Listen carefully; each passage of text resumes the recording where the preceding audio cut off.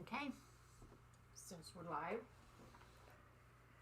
so I'll get my other computer set up. If you're watching on YouTube, scrub forward until you see some cool stuff start happening. I almost slipped there.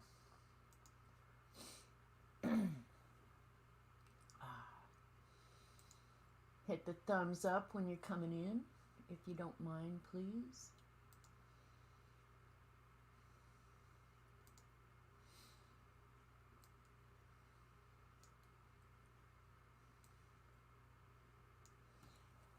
Alright, we have auto focus on. Let's just see here.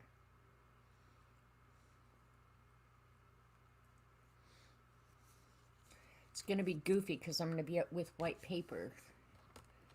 So, yeah, till color starts happening, it acts goofy. We'll put focus, you freak out. That might help. We'll see. Anyway, hey, Mindy.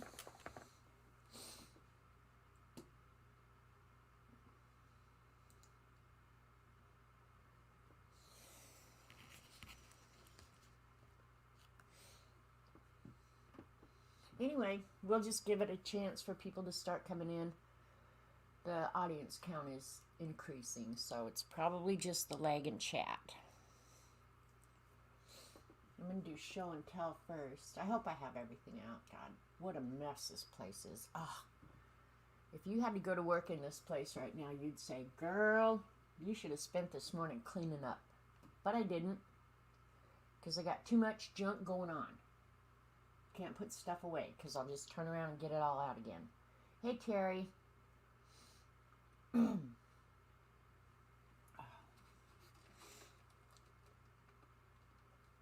I didn't take my allergy meds, so I might sound snotty. Hey, Sharon.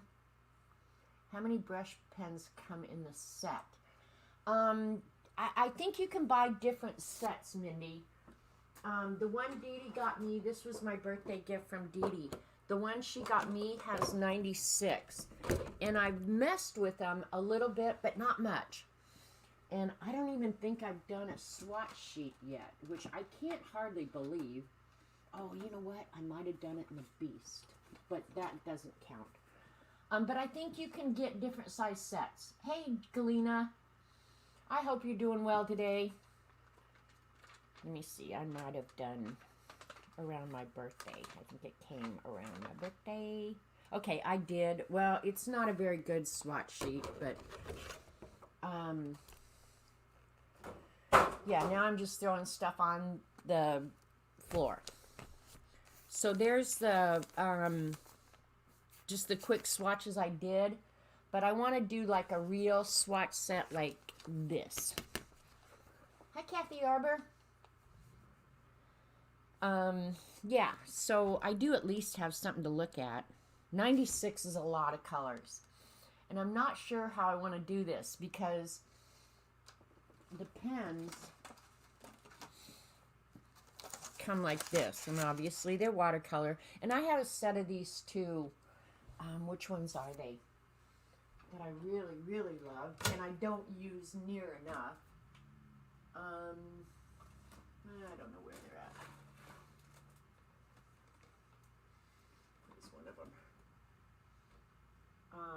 The Zig Clean Color water brush markers.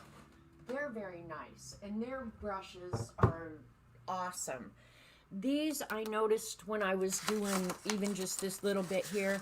They have hairs sticking out here and there. Hey, Jilly. CB. Barbara B. So I think some of them I'm going to have to do a little bit of haircut, you know, but they're an economical brand. So since I haven't really done much with them, I thought, okay, I'm going to work with them today. But I'm doing it on really good watercolor papers. So I don't know. We're just going to see because you have to learn to play with your new stuff, right? And I just haven't had a chance yet. And I haven't done much in the Beast. I said I was going to start drawing come the 1st. Well, here we are a week in. And I've done virtually nothing. But I have done other stuff. Let's see where we're at in December. Yeah, there's my December. Everything after the 4th is pretty much blank. And I did start the icicles, but I haven't finished them.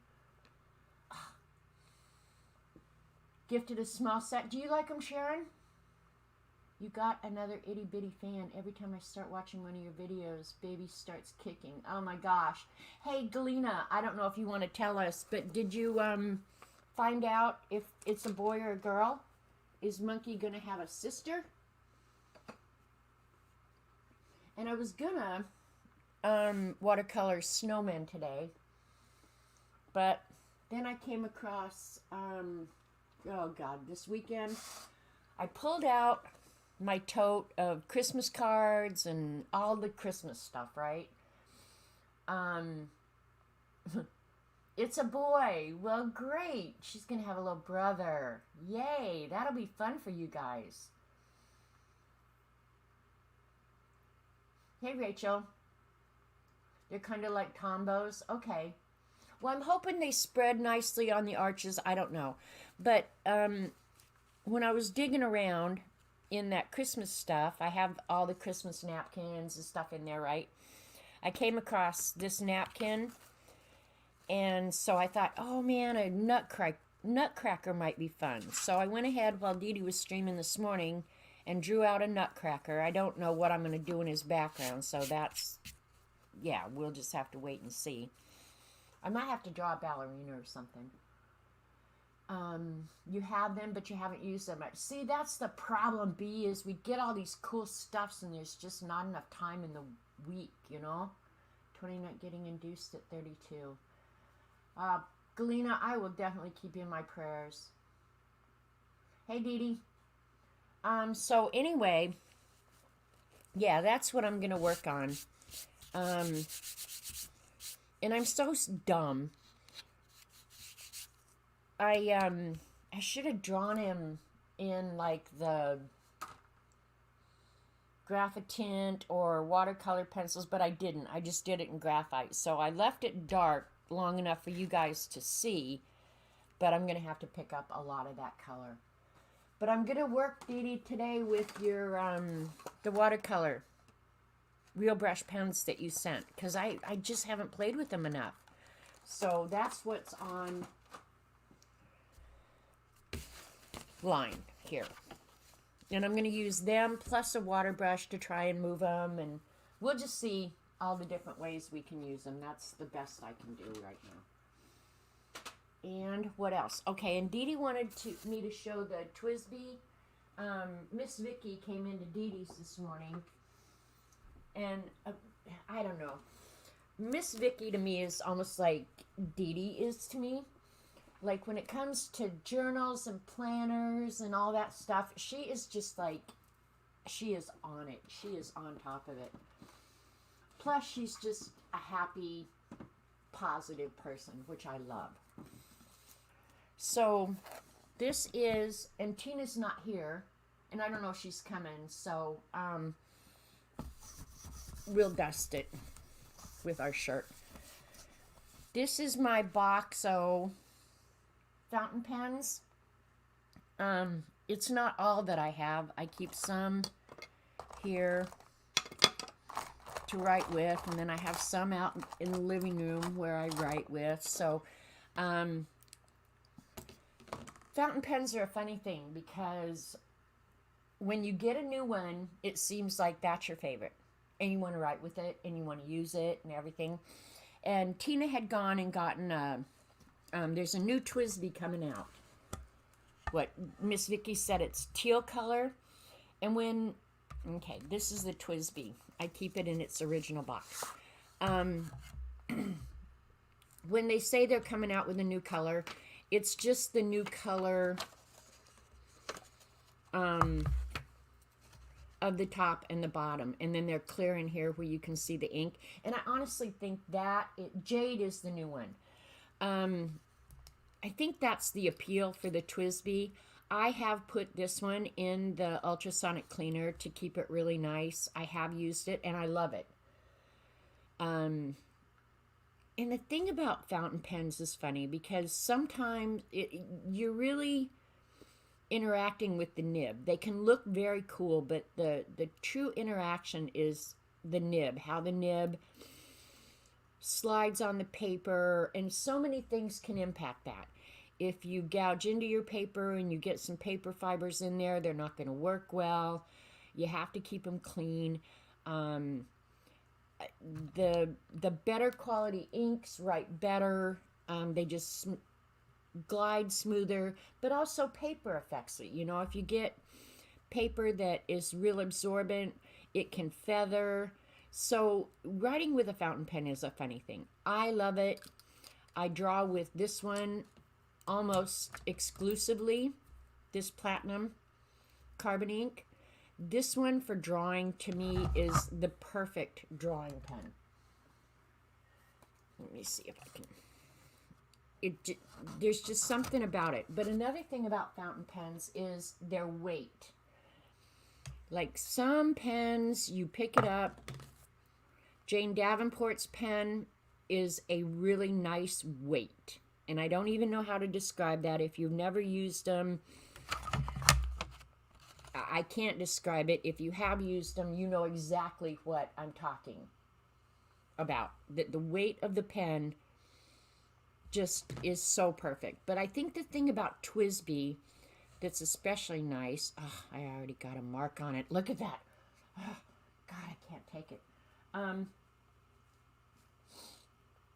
This one's unique because the ink portion is clear.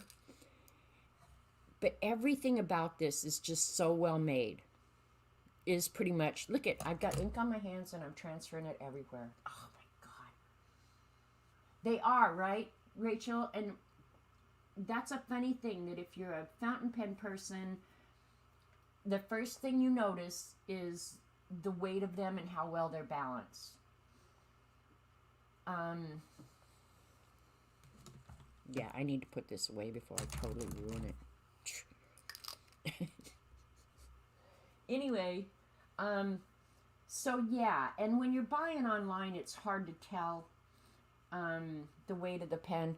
TWSBIs are weighted nicely, but when you take this cap off, it changes the weight completely.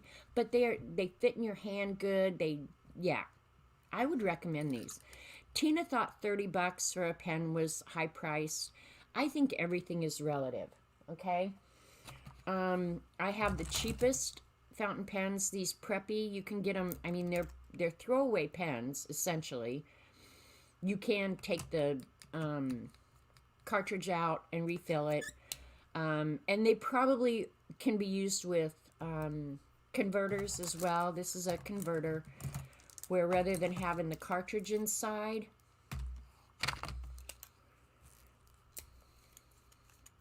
this would be the ink cartridge.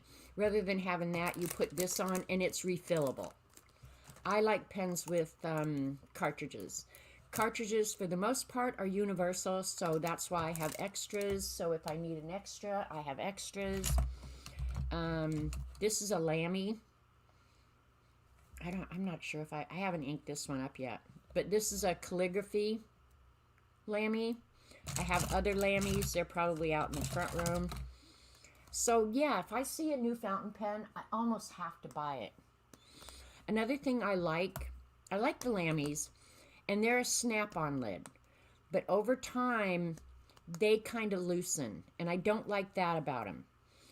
I definitely like pens that have screw-ons. These are some of my oldest pens. I have a whole set of calligraphy. This is a calligraphy nib. This is a calligraphy nib. And if I'm going to do calligraphy, I generally ink them all up in different colors. Yeah, I'm going to show it. But after I'm done using a pen, except like this one I almost never clean. Never clean.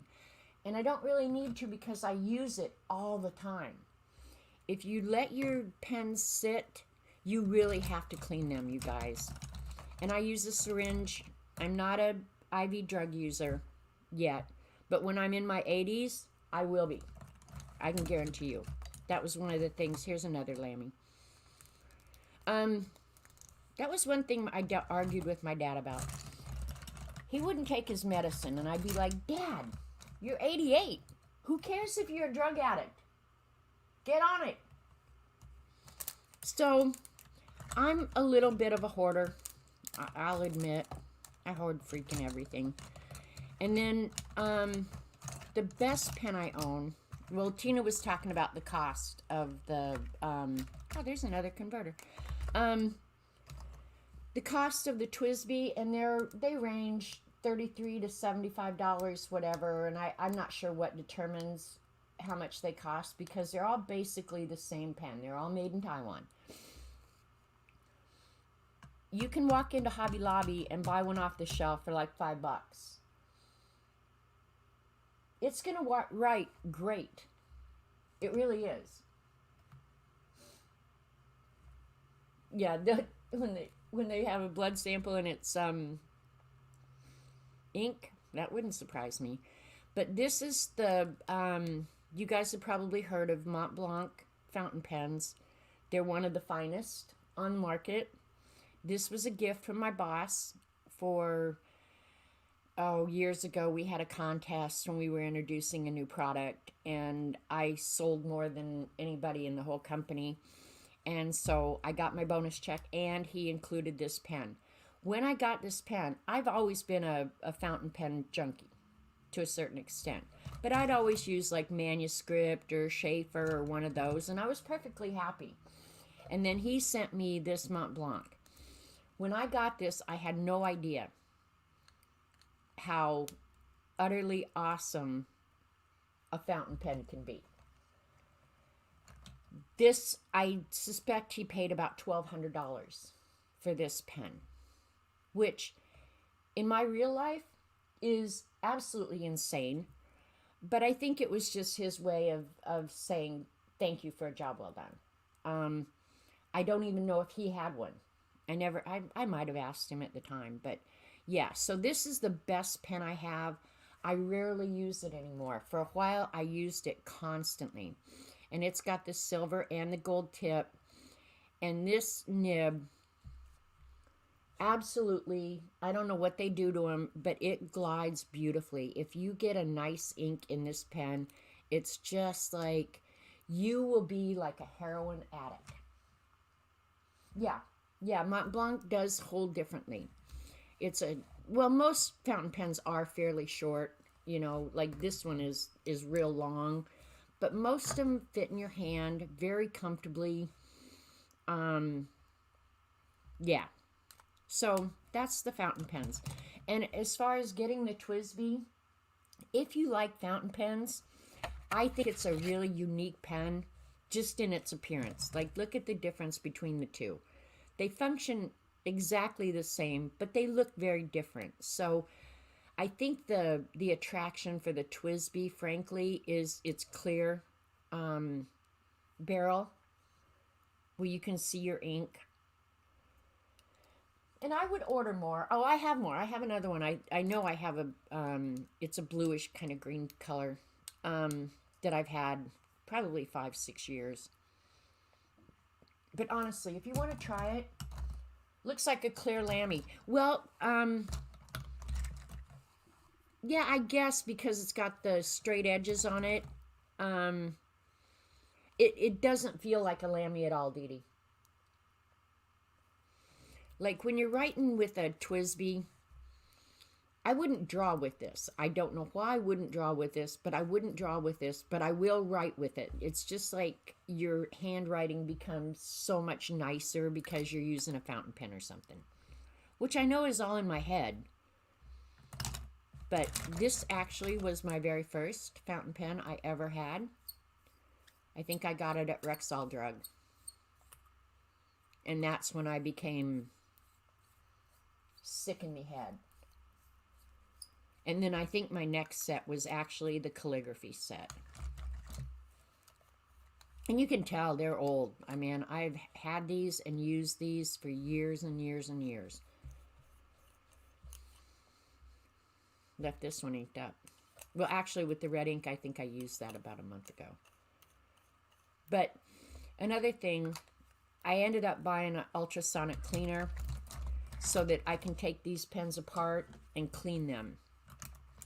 Rachel, I know that probably surprises you that I bought a cleaner for my pens. Not really. It wasn't for these, but it does work beautifully for these. I bought it for the technical pens. Hi, Tracy. So that's fountain pen heaven going on in here. And when you get the TWSBI, they tell you don't use alcohol, use silicone grease on all of its parts, and they give you a little bottle of it. So you pay a little bit more, but just do it because you deserve it. A little tool to help you open it. And so, yeah. They do come packaged nicely, I have to say. That's why I kept the packaging, because these do come packaged really, really nicely. Now, how long I'll keep the packaging? I don't know. Anything else you want to see? Same cleaner. I generally use jewelry cleaner, Rachel. Yeah, I do. But if, like, I ran out, I don't know. I've got more now, but when I ran out, I just put a little bit of Dawn on my finger and then swished it in the water. And Dawn, I figure if they can soak a duck in Dawn, you could drink it. So I didn't mind using the Dawn. But don't ever use alcohol or anything, or alcohol inks or anything like that in your fountain pens. You will ruin them. You can ruin them, and you can crush the nibs. But the nice thing about that is you can always order a separate nib. Now, I do have on my wish list a new fountain pen with a really flexible nib. I wash the outside of the pen. I wash the inside of the pen. I wash everything, Tracy. I have a rule in my house. If you can't make it through a trip through the washing machine or the dishwasher, you probably can't live here. That's pretty much true of everything in my house. And if it can't go through the washing machine or the dishwasher, it's in a box in storage. Because that's pretty much how I roll. And when I dust, like, I have a tote. Sometimes I have to laugh at my idiocies because they are so idiotic. Like, my wooden boxes obviously don't go in the dishwasher, but I'll oil them. But I take a tote and I collect all the knickknacks and crap that sits around and bring it down to the dishwasher, run it while I wash all the tables off. It's a good rule to have, though, because then you're not always dealing with dirty crap, you know? But more and more, I'm taking stuff down. I don't even have stuff around my house. Well, not if you walked in here, you'd say, you freaking liar. But I'm getting rid of a lot of it. Not the rule around here. It's a good rule. Get it. Get it, get it, get it. Okay, and then I just wanted to show you something that I made a long time ago. I don't remember when I made it. But some time ago, a few years, maybe there's a date inside, we did an ATC swap. And I found it when I was going through my box of crap, Christmas crap, to do the Christmas cards. Hi, Dorothy. And this was the ATC. And I looked at it and I thought, you know what? I really like that. I was genius. But what I like more than anything is the little letter. Some of you may have gotten these because some of you may have participated in the swap. Okay, it was 2018. And inside it says, Dear Santa, define good. Merry Christmas. So I just got that out to show you guys. We should do another ATC swap. Makes you get creative. So this I'm going to leave out. I'm not going to leave it in that Christmas box.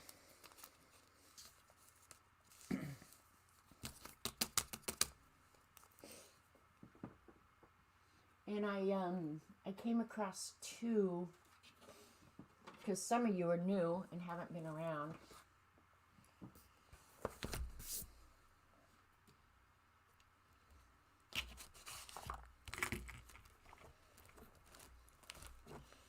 I made prints of, this is just a bunch of watercolor that I've done, is the Santa. I think of all the watercolors I've ever done, this is the one I'm proudest of. I think I did really, really good on that. So I hope I do really, really good today. This is just a photocopy of it blown up bigger. But that's my favorite watercolor I've ever done. I like the lettering down here. I like everything about it. So, now I got this out because I wanted to see what I did with the background on it. Because I'm not sure what I'm going to do with the background on the Nutcracker. I just haven't given it enough thought, is what I haven't done. Okay, and also while I was digging through I was telling Dee Dee a while ago, and I think I've mentioned it to you guys too, that I'm a freaking box hoarder. Like, if you get a new box, you have to, you can't throw it away, right? At least I can't. Thanks, Dee Dee. When I was throwing stuff away, I came across a Christmas card box. Well, a couple of them, actually. The boxes were just, they're too good to throw away. So I thought, well, I think I'm going to make another ephemera box. Hi, Jeanette. So I started a second one. And most Christmas cards, have the sides. This was all glued together, and it slid over the top. And sometimes they're hard to get off. This one was. Just some watercolors. You're kidding, right? Well, yeah, Barbara. So I went ahead and I altered the box. I cut the sides off. The side here. Left the front and the back tabs on. And the way they're made, they have their built-in hinges, right? So I made another ephemera box. And it's not done yet. The inside, I pretty much got that done. And then the bottom, and then the inside here. So that's what I was doing yesterday while I was watching Patty Tully Parrish and Xandra. So, yeah. Hate to go, but concrete texture. Oh, you're getting concrete today? I'm jealous. Go have fun, CB. Do a bokeh effect. Okay, explain, Kathy. Is that the circles?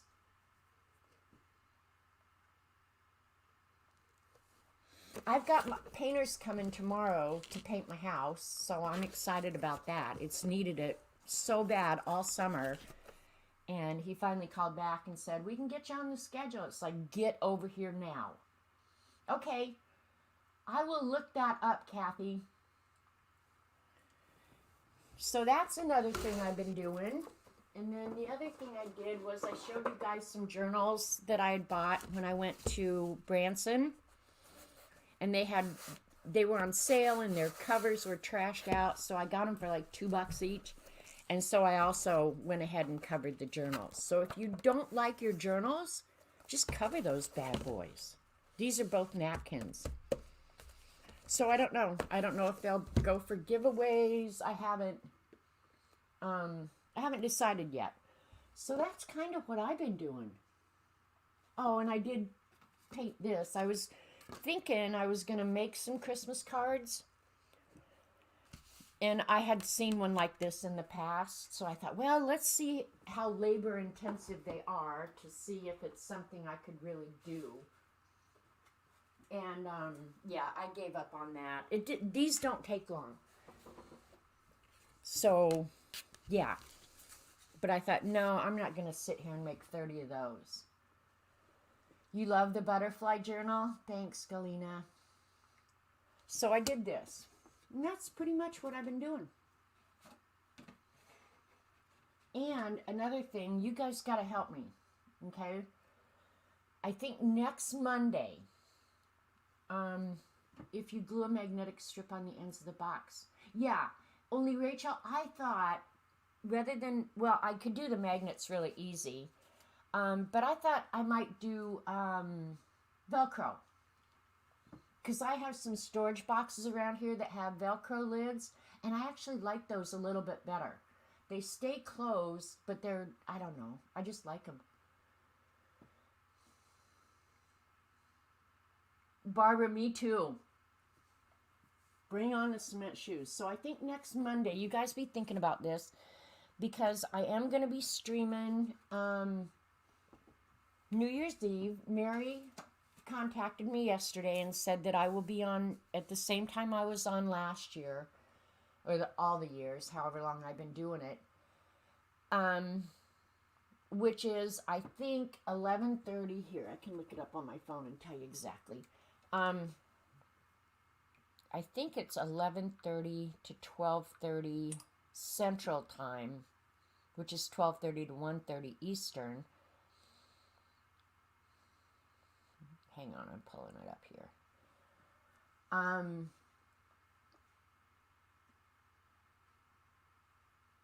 Yeah, so I'm going to have you guys, I think next week, help me with the list of scavenger hunt prompts.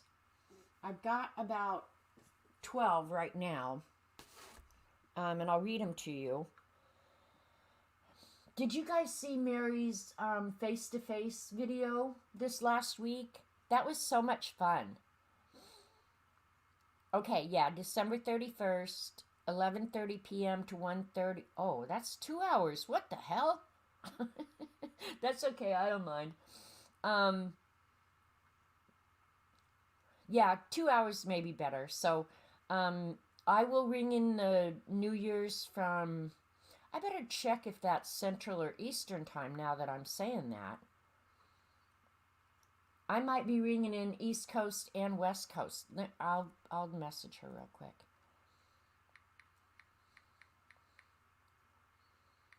God, I'm glad I did this. Hang on.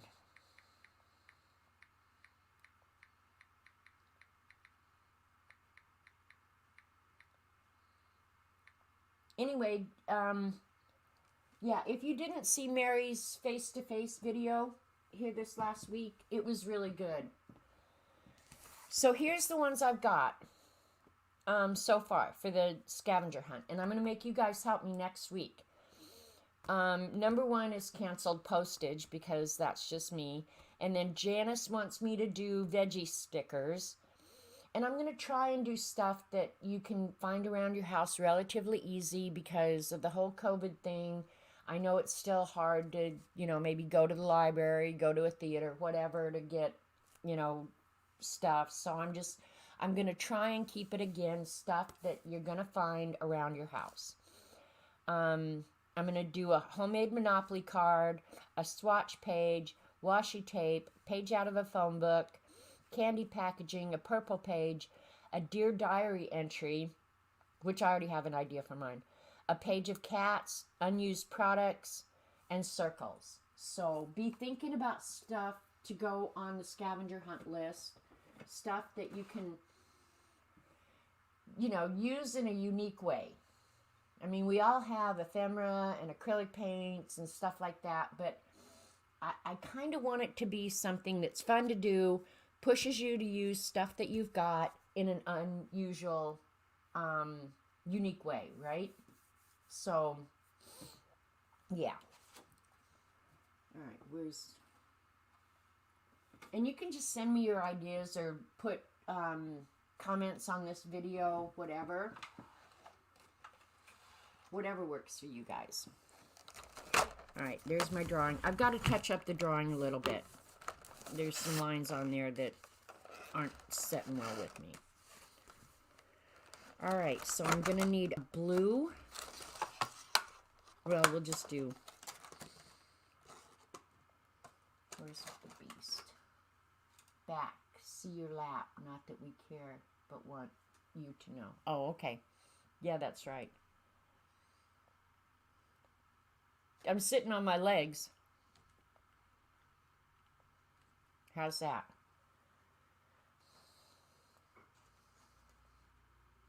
Alright, so I need the beast to find the colors.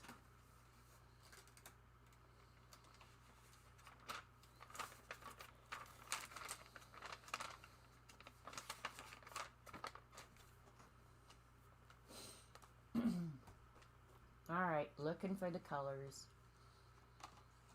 We'll do his skin.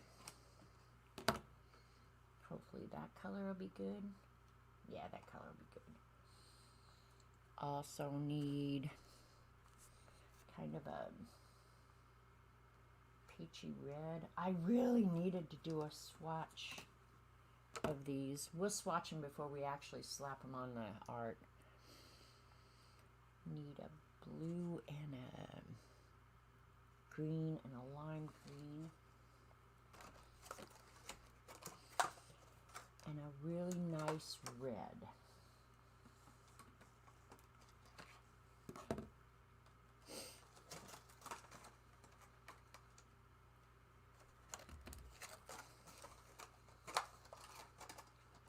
I am doing a swatch sheet tomorrow about this. Let's see, kind of a royal blue. So about 4th end. Yep, that one.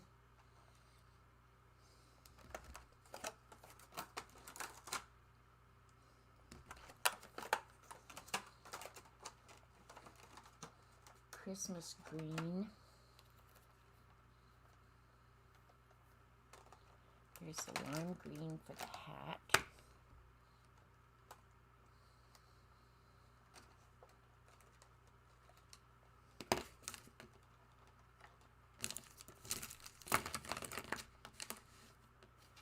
And I think I'm going to use the Fine Tech and put some actual gold on him. Oh, and then black. I don't ever use black watercolor, but I'm going to on this.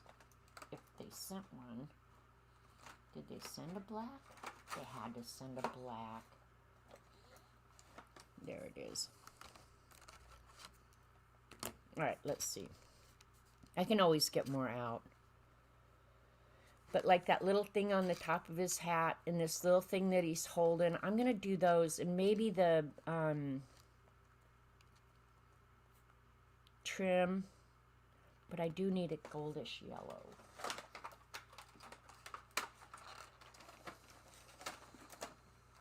Is that ASMR? Rachel? Some of these are really hard to tell. Alright, let's see what we got going here. That's a lot of color. That new John Darien book reminds me of you, lots of what. I know, Tracy, and I wasn't going to order it because I think, oh my gosh, I've got so much already. Hi, Sherry. I put it in my basket, and I'm going to check out this afternoon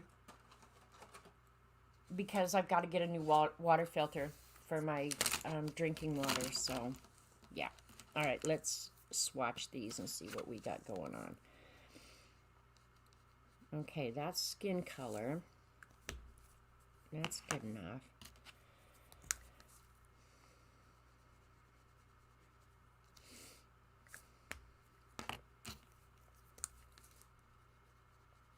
Okay, that'll be good for the blush on his cheeks. That is a really, really pretty red. And the pigment on these is really strong. Okay, that black is nice and black. The problem is if I want to go in with white on top of that, it will move. So that's one thing about watercolor. Ooh, pretty blue too. Is it's hard to see. This is one of those brushes I was telling you about. Let me show you the brush on these. And honestly, for a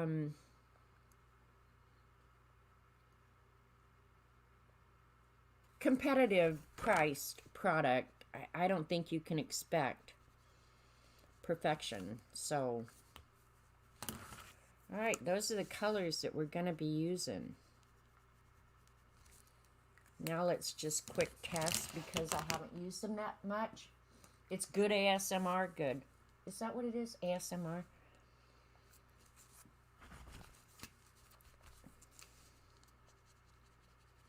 Just seeing how much they run, how much I can move them. Of course, this isn't Arches, but All right, if I'm going to move them, I'm going to have to move quickly.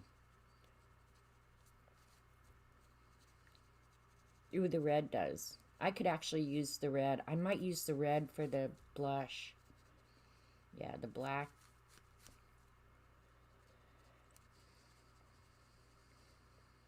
All right, I'm going to have to move pretty quick, I think. That's okay. I just like to know what I'm getting into before I get in. Another way that I could use these is, and you can do this with any marker, not just the watercolor markers, is color it out on the table. And I might do that quite a bit depending on how much shading or whatever I need.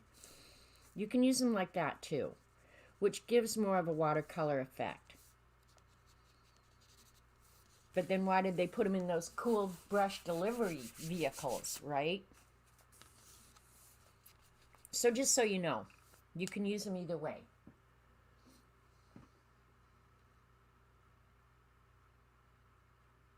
Don't you love the joy in the voice? Yeah, when you get nice colors, yeah.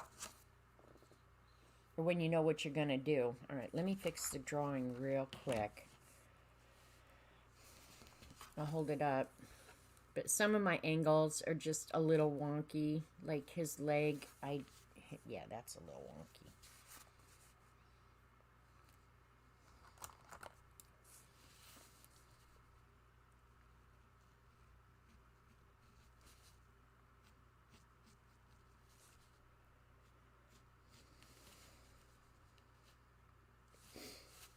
This part of his hat is a little whacked.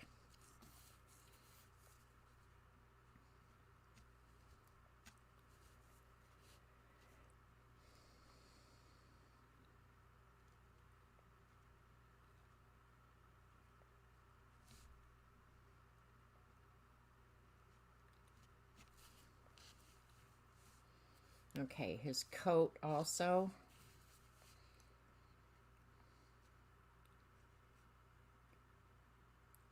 And I've got his crotch just a little high, so we will alter that.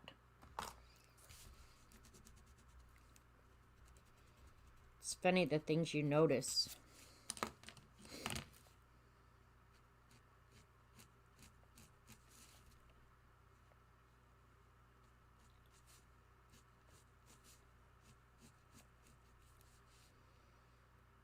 I don't want one of his legs noticeably fatter than the other.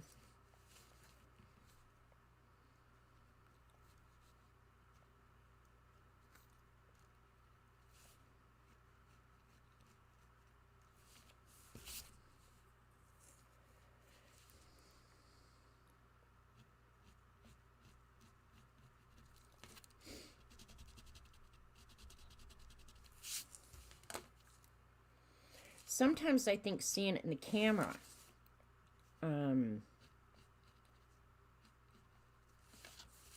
you can see things that you didn't see otherwise. And maybe after I get it painted, I won't even notice these things. I suspect that's the case.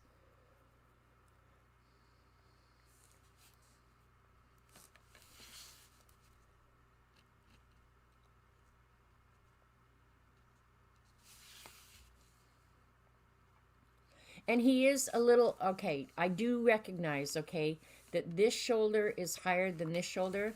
But if you look at the actual original, it's like that in the original. So I tried to, I try and do my drawing as close as I can.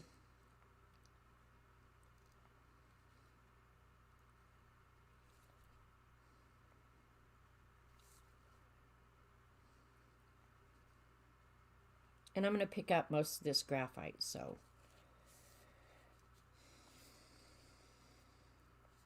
I think I got that drum a little big, but I'm not going to worry about that. The drum is really wonky, though.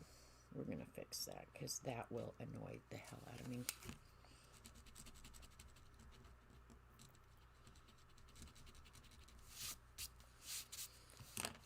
This is what I did during Dee Dee this morning. I was kind of watching chat, but then when I figured, oh, all these crazy fibs are going to be behaving, I'll just go ahead and draw. So I didn't put you guys through all of this. Did that help at all? Okay, here's what you do.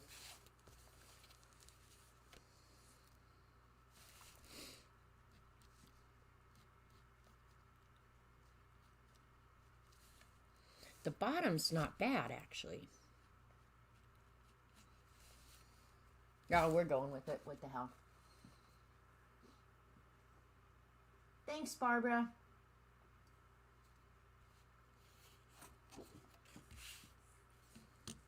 All right, now that I've gone to all that trouble,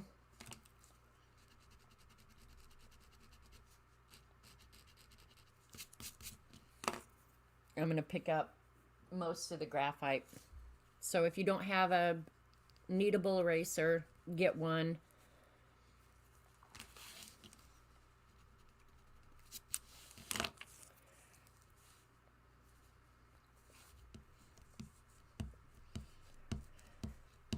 And leave just a hint of your drawing underneath. I use Graph Gear, and I almost always use HB lead in it. So HB is about the equivalent of a number 2 pencil. So the graphite is soft enough that it picks up very nicely. If you go with the H, anything on the H is a hard lead, and it's a lot harder to get rid of. So the softer the lead, if you don't really bear down, the easier it is to pick up. But I wanted you guys to be able to see the drawing so you could at least see what I'm working on. Those circles I did with a circle template. I don't draw perfect circles. I don't think you have to.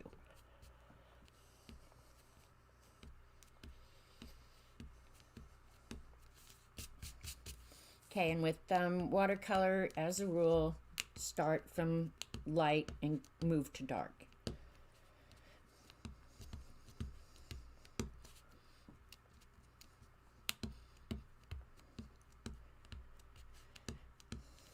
And I don't know.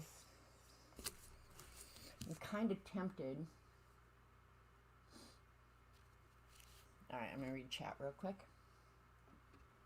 Tracy's toes are freezing. Go put on some slippers. 44 Fahrenheit. It was cold here. We've got wind out of the north. Negative 16. What is that?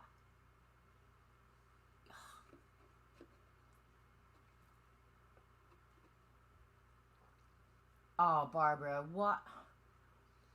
Why do y'all live in those temperatures? Oh my God. I don't draw perfect circles, Rachel. And I don't think you have to, because they make cool tools like that. I keep my templates close.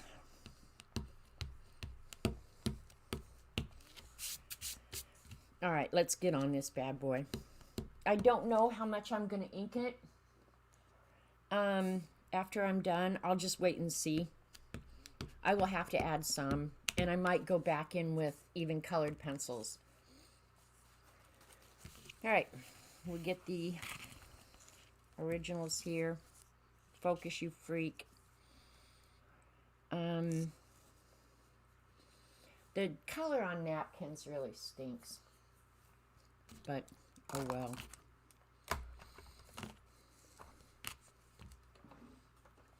Cleaning up as I go.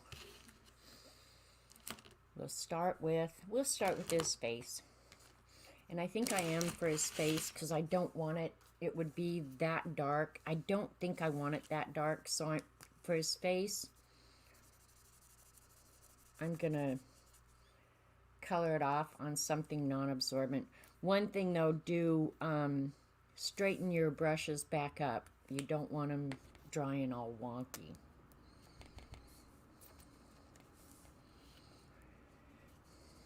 We'll see how we like this. I can go over his eyebrows because I'm going to come back in with dark brown or black for them. So then it becomes just like coloring with a brush, really.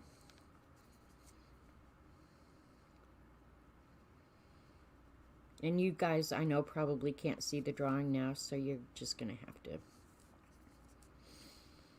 put up with me.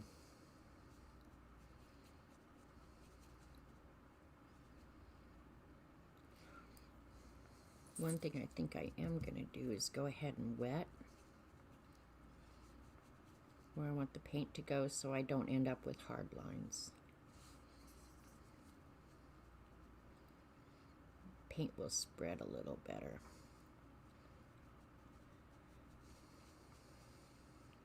So those of you who won the giveaway last week, I did get that stuff out in the mail.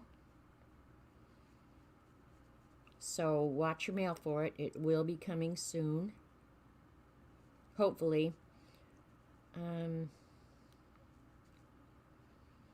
Both winners were US, so you should be getting them quickly.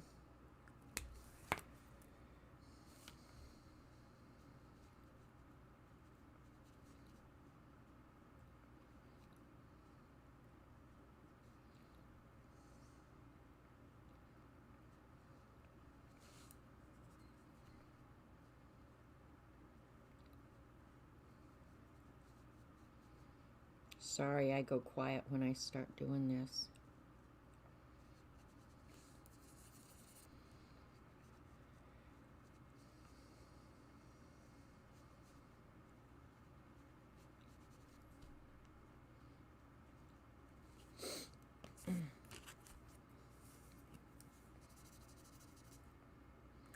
While it's still wet, I'll put his little blush on.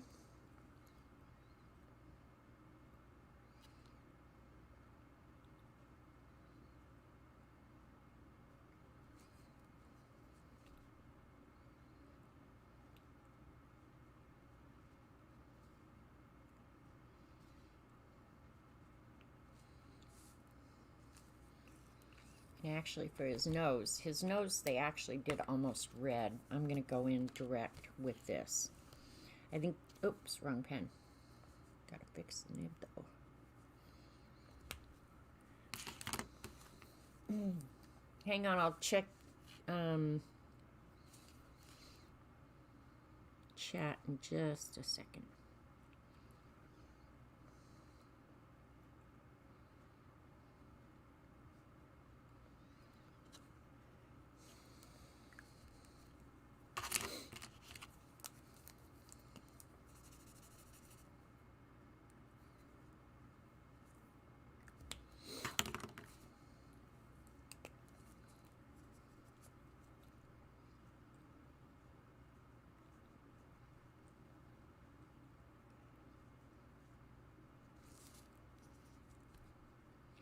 So are you guys all ready for Christmas? I don't have to do much to get ready for Christmas. Robert and I will be here alone.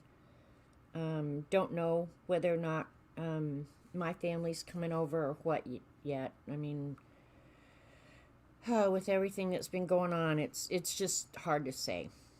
So I should know in the next week or so what we're all going to do, and then I can plan accordingly, right? Mostly it's just food. And finally all the food from when the kids were here is gone.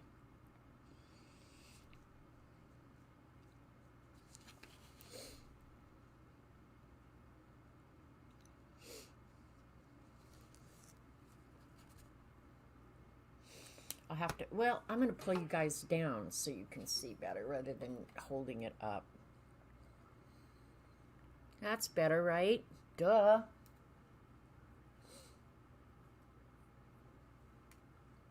No lie, Rachel.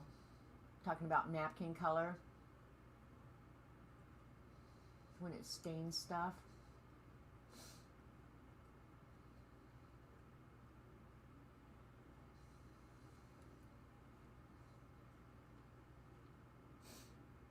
You just need to wrap gifts and get your dad's stuff in the mail? Good on you.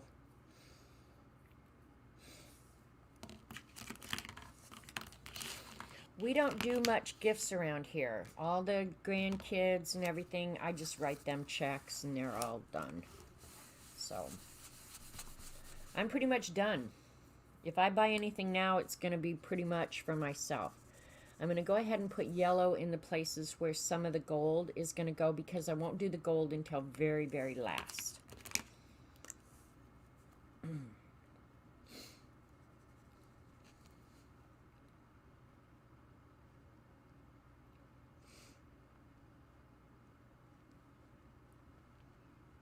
Wow, that yellow is so, so vibrant. I like that. The detail I'll definitely have to be doing with either colored pencil or ink. I'm not a purist. I don't care if you're a purist. That's cool. I like that about you.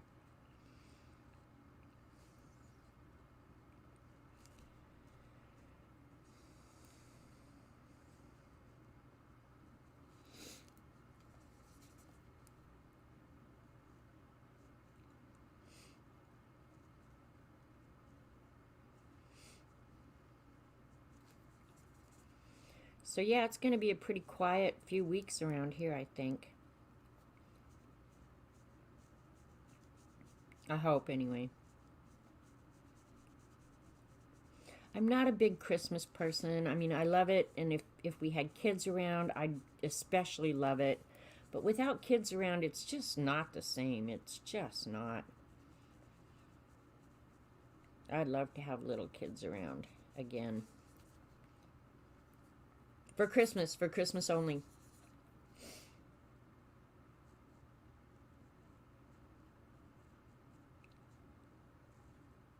But I think it's gotten really, really hard to buy for kids now.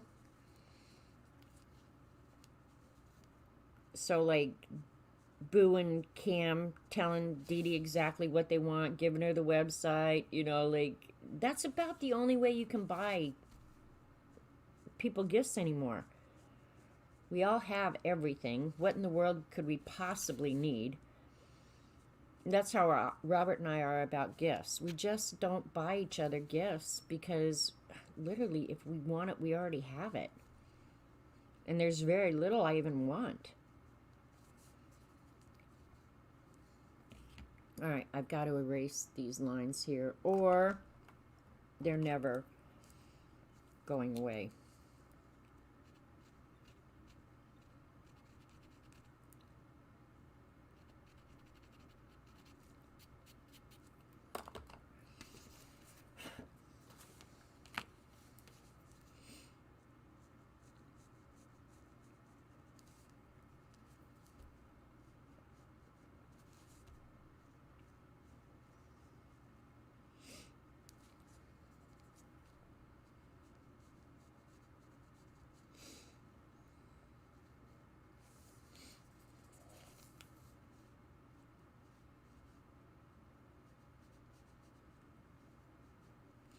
Those actually, I'm going to do direct. Because I don't think I'm going to put the gold there.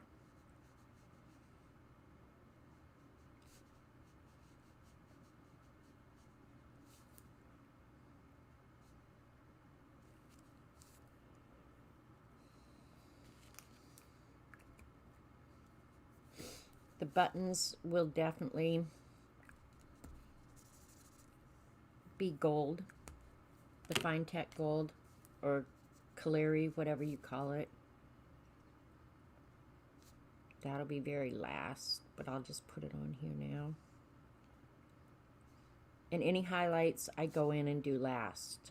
On something this small, it's virtually impossible to leave. Okay. Before I get too far along here, I'm going to add some little bit of red.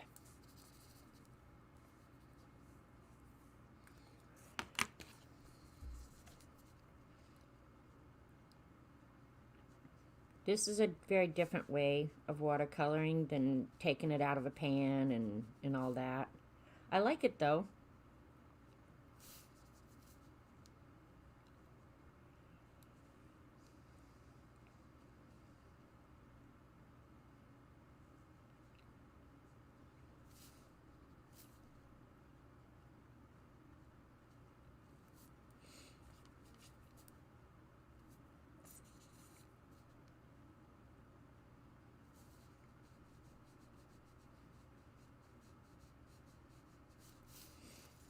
I wanted to go back and add that red while it was still wet enough to spread. You have to think a little bit differently when you do it this way. But one nice thing about using nice paper, because this is Arches, so it's going to behave different than, say, other crap papers. But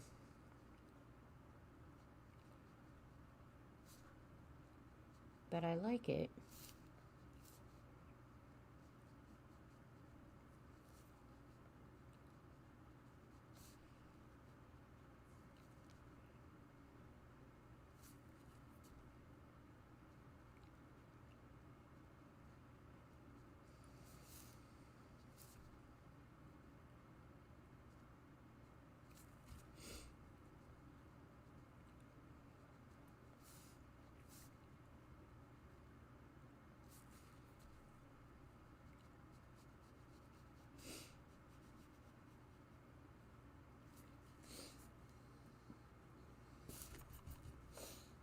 Okay, I just need, okay, I read that. Janet, I made it take me so long to gather what I think I need for arting with Dee Dee and me live, so I sit once. God, Rebecca, I so get it. When I clean this room, it's almost like for 2 or 3 days, I don't want to do anything. I just want to enjoy the cleanness. And then the rest of the time, I sit in a big fat mess because there's always crazy stuff going on.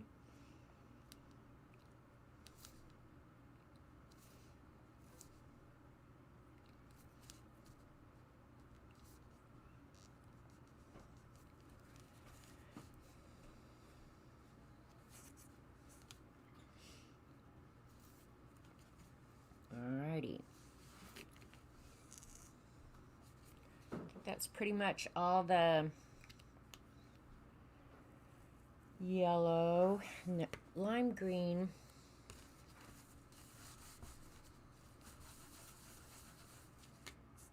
Only appears one place, so I'll do it next.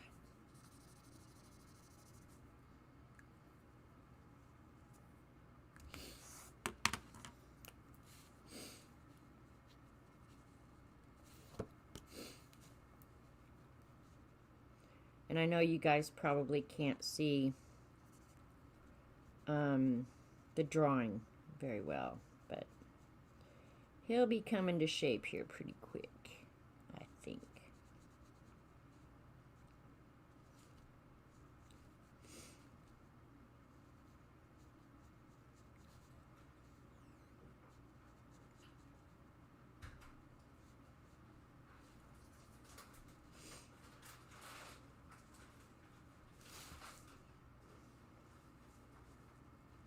Big mouse in the background if you hear the noise.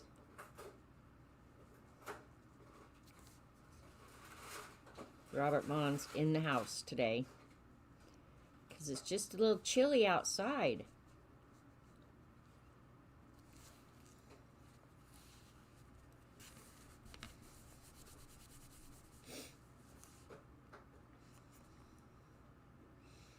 All right, we'll do the other green next. Let's see.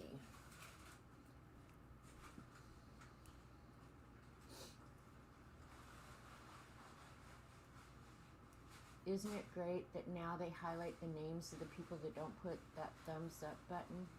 What? Alright, this I'm going to do a little different. I should just get my water out and saturate it because this lets out so little amounts of water.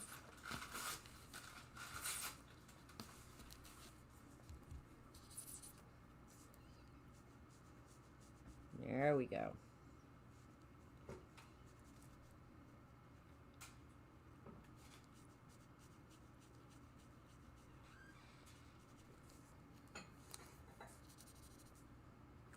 That green is really, really intense. It's not really the color green I wanted. Oh well. we're going with it now. We'll see how... I might just go direct. Why don't I just go direct?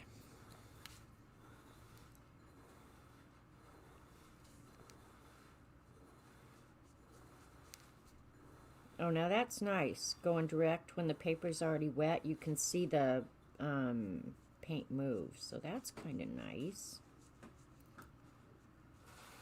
And keep in mind, I've used these exactly 2 or 3 times, so I'm learning as I'm going.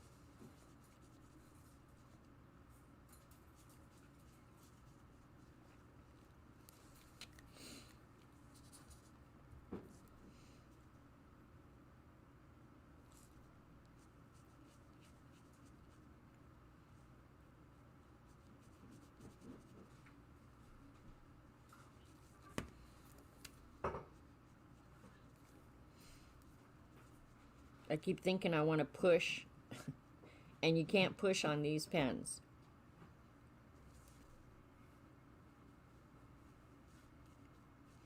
I'm surprised for a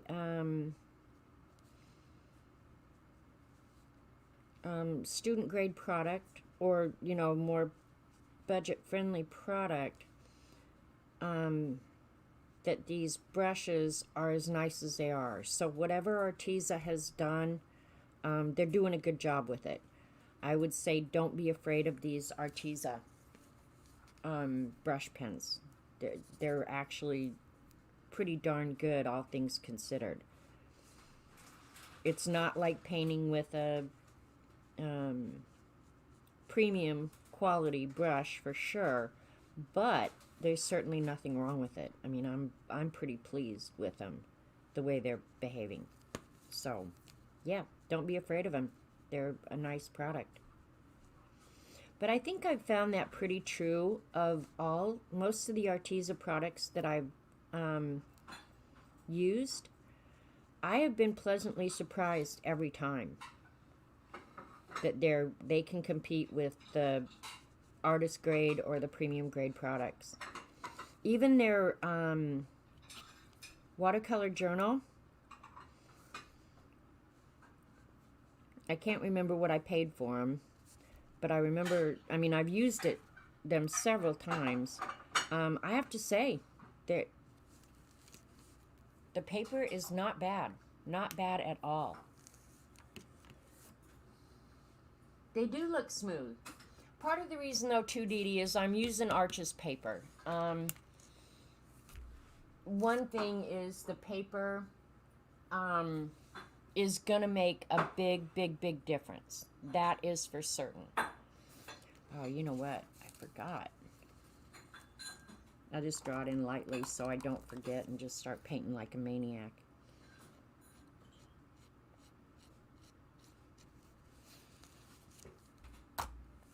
Yeah, this paper is definitely going to make it look more smooth. If you are working with paper that's less absorbent, or that just lets the water run nicely like Arches does, you'll probably get more hard lines and stuff like that. I think with practice, you get better at dealing with that. You just go at it a little bit differently. Or you just don't care. All right, let's put on his red suit next. I think I'm going to do... All right, we're going to speed this up a little bit. I'm going to get some water and a bigger brush.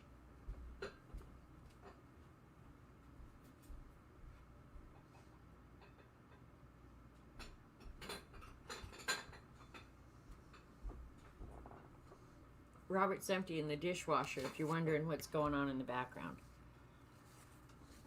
Too noisy. Well, you have to remember there's a microphone, so it picks up and spreads everything. I'm trying to be as quiet as I can. I know you are. And I appreciate you doing it, so I'm not going to complain at you. Good paper does make a difference. I have a difficult time with the tips. I'm not used to brush pens. Yeah, B, I think that's just a learning curve. Getting used to a product that bends rather than, you know, where you can push down on. But it's not horrible. It's really not. And because I'm using arches, now I wouldn't maybe do this with a B paper or something like that, or even in the Arteza journals. But I know that this arches paper is going to absorb this water and hold it nicely so that I can do a big area and it will remain wet. So that's one of the advantages. I got to be careful up around his hair there. And I don't know why I decided to use arches today. Mostly because I just like it. But it is pricey. But it's one thing that if I was going to treat myself to anything with watercolor, that's one thing I would treat myself with, is just sometimes get out and play with your really nice products. Because I can promise you, when I go back to that first area that I wetted, it's going to remain wet. And wherever you stop with the water, it's not going to spread into that area. There will definitely be a barrier there. And hopefully you can see how as soon as it gets into that water,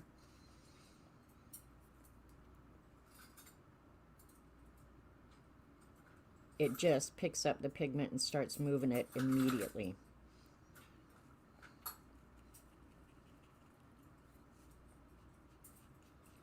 But maybe I didn't want it to spread so much. Either that or my pen went dry. Let me see. No, it didn't.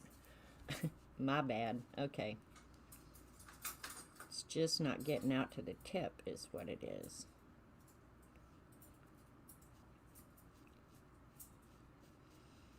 But by wetting the paper first, you should get very smooth. You won't end up with the hard lines or anything.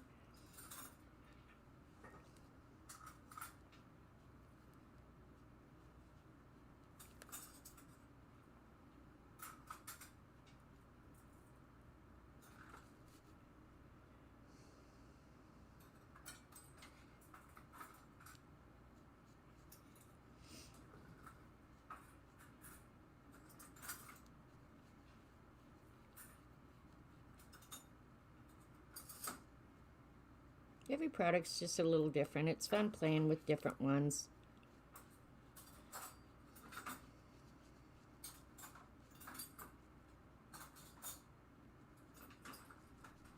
And I'm using the rough side of the arches. Arches has a smooth side and a rough side. I'm using the smooth side.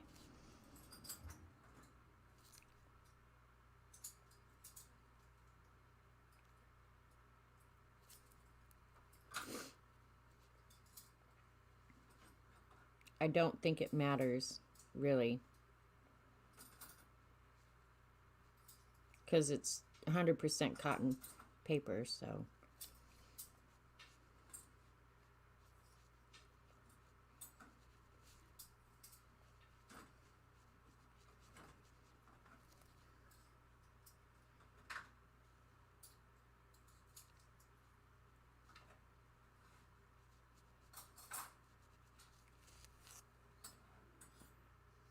Very steady hand. I think it's just from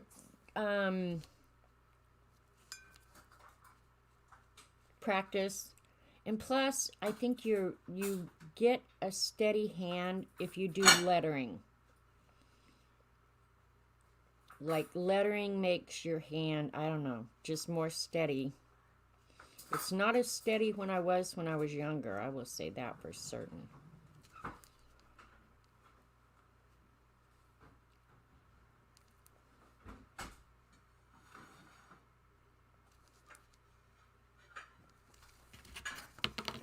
I'm afraid I'm going to put my hand in that, so I have to work upside down for a minute. I didn't get that wet.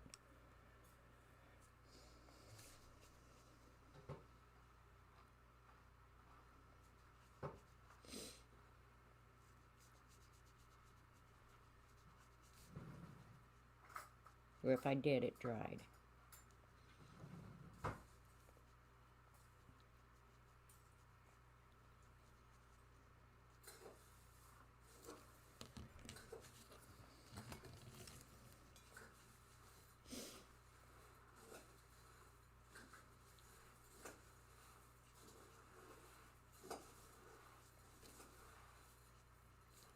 Oops.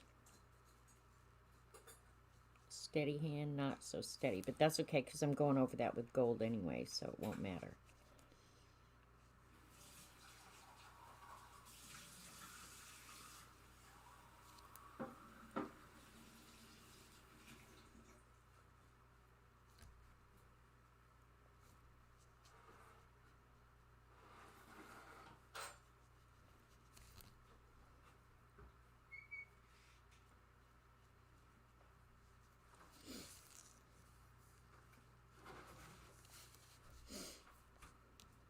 There's something on there that's very annoying to me.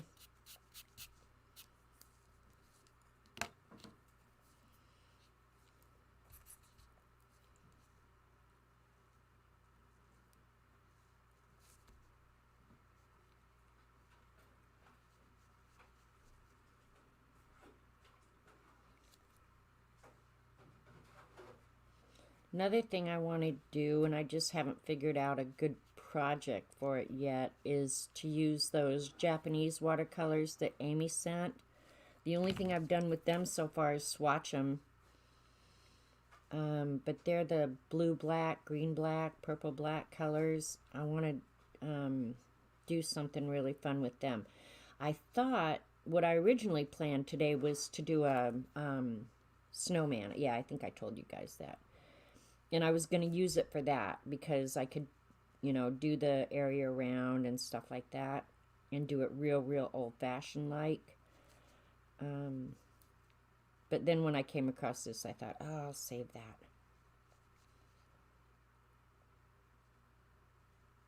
I did do a drawing over the weekend of a snowman.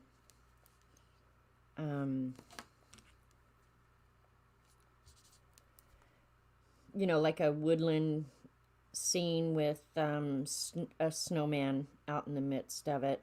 But to correct the drawing and get the drawing ready was going to take too long, so this was a pretty quick drawing, so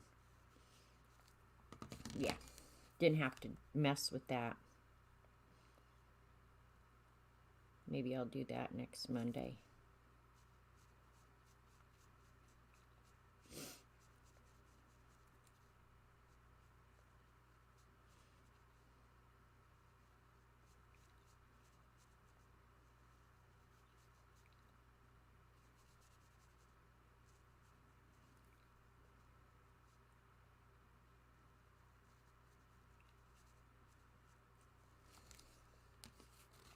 Cool looking.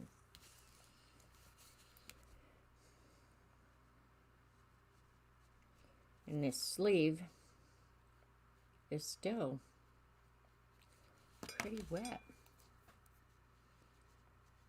But here's the nice thing. You can go in and make awesome corrections.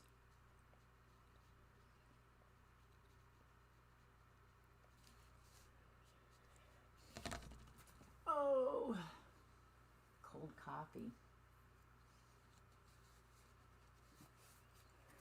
There is nothing wrong with iced coffee, believe me.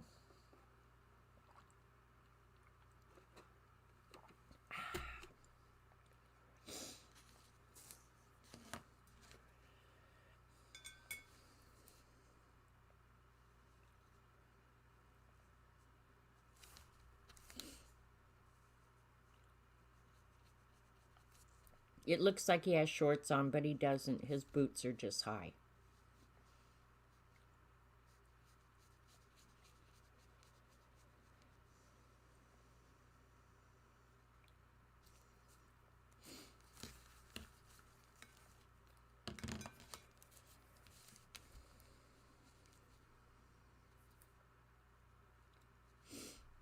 So you guys be thinking about what should be on the scavenger hunt list. I am going to pull out previous year's scavenger hunt books and see how much, you know, which ones I can repeat. Because some of them I think are so fun that we should just repeat them. But be thinking about what products you have around or something fun you've done that, you know, other people might enjoy.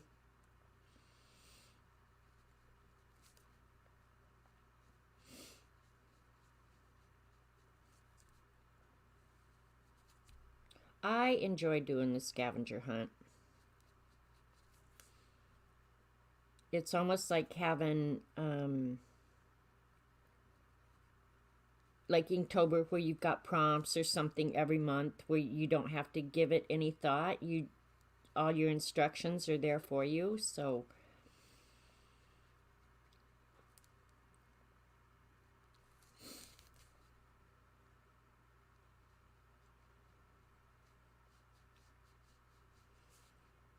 this base coat goes pretty quick. I'm kind of thinking I might do the shading with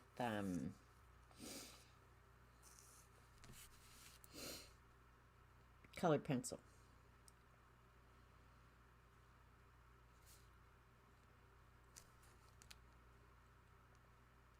And actually, the drum that he's standing on almost looks like metallic silver, and I do have silver in that fine tech set, so I might just use that. The highlights on these balls I'll do last.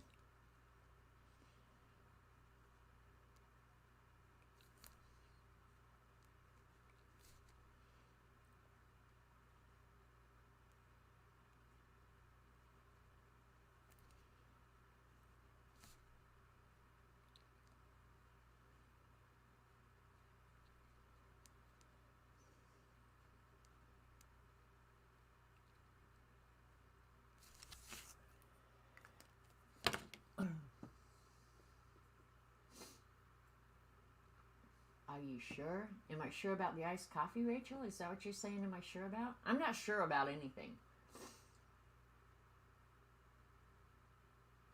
You never played with me. How do we play? How it works? Okay. If you're new to just the community, in the past, well, Jean kind of started it, and I'm not sure how we started it, but Jean, you guys know Jean, Canada, Jean Pitts. She arranged for 24 hours of New Year's Eve day, and then into the new year, that every hour, or yeah, for 24 hours, somebody was streaming so that we could hang out together, and there was somebody online arting and celebrating when your New Year's came in. I haven't celebrated New Year's in years and years and years. I started again when we started doing the New Year's Eve streamathons. So for 24 hours, at least 24 hours, somebody is always streaming. And so it's like a hop. Like Mary does the hops. It's like a hop where you go from one stream to another stream to another stream. Dee Dee starts it, her normal time, 7:30 in the morning. That's Central, 8:30 Eastern. Like, it starts with Dee Dee. Well, it starts with Mary before Dee Dee. I just am not up that early, so I don't know anything about that time of day. And then Dee Dee, and then there's just a schedule, and I'm sure Mary will publish it on her community page or somewhere. And then all day long, somebody's streaming. I come on at 11:30, but I'm not sure if that's Eastern or Central. So, but I do New Year's for 2 hours, either the Eastern time zone and then the Central. I think that's the one that I do. But yeah, it's just fun. And for the past, I don't know how many years, I've done a scavenger hunt, and I launch it on New Year's Eve, and it's a list. I think last year we had like 75 items. And like I read off a few of them earlier where somewhere in your scavenger hunt book, and you get to set it up. It can just be slapping the stuff on pages, or you can make journal pages or anything with all of it. PM. You start in the morning, don't you, Dee Dee? Or maybe I'm answering the wrong thing. But anyway, yeah, so you'll have to use a page where you use washi tape. Or like this year I added a Dear Diary entry. Or you might have to use circles, or I might do wrapping paper, or just something where you have to put in your book. In all the years that we've done it, I've always done like a page of like veggie stickers. You know, you buy your apples or whatever at the store, and they come with those little stickers on there. So you have to do a page of veggie stickers. Well, you can either draw the fruit, or you don't have to. You can just do a whole page of nothing but veggie stickers. I think one year I tried to draw the fruit that the veggie sticker came off of. So it's just really to kind of get you out of your funk or whatever, give you ideas what to do, and hopefully think of using everything, whether it's a veggie sticker or whether it's products that you own, in a different way. And that you've got 90 days to do it. I'll launch it New Year's Eve. Well, you end up actually with more days than that, because I launch it New Year's Eve. Well, no, that's the first of the month. Never mind, I'm full of crap. And then the deadline for the book is April 1st, April Fool's. So from New Year's to April Fool's, you've got all that time to work in a scavenger hunt book. And I'll pull my past ones out and show them probably New Year's Eve. And then I generally try and do a really nice giveaway for the scavenger hunt. And you don't have to send it to me or anything. I might ask you to do a photograph. Actually, we'll have a hashtag so that you can, as you're doing the pages, and they're fun to see, you can see what other people are doing with the prompts. And I've always said in the past, there ought to be like, I'm not going to do it because there's no way to police it or do it, but like a lot of people will try and incorporate multiple prompts onto the same page. Thanks, Robert. What?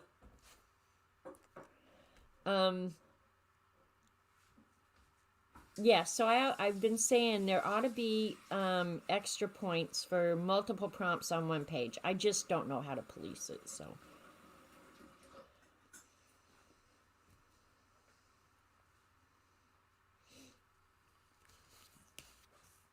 So is that, I didn't know it was going on this year. Yeah, his boxer shorts. So yeah, I'm going to do that again. It's just, I don't know. Oh, I forgot that. Oh, that's all right. Yep, it ought to be fun. If you want to participate. We've had fun doing some of the pages on stream. Kind of interactive kind of pages. So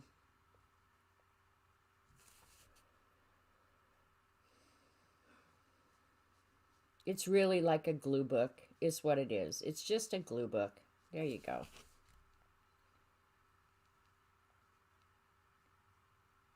And I don't know if you guys did scavenger hunts when you were young, where you had to go around to your neighbors and collect clothespins or bobby pins or a book of matches.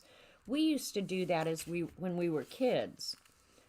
And I don't even know how I got the idea to start doing it, but I don't know. I think scavenger hunts are fun. And the first year I did things that, well, the first and second years, I think, where you actually had to leave your house. You know, like you had to get something from your library or something from your a local community bulletin board or something like that, you know, where I actually made you, or go get a copy and do the sleeve and stuff like that. But then when coronavirus hit and so many of us were, you know, kind of stuck at home, I've eliminated that just because I don't want it to be, I want it to be fun. I don't want it to be hard for people, you know? Yeah, I really enjoy prompts and the challenges. I'm quite competitive as well, Rebecca. Plus, since my hubs passed, nobody here to show my art to. Rebecca, it seems like I follow you on IG.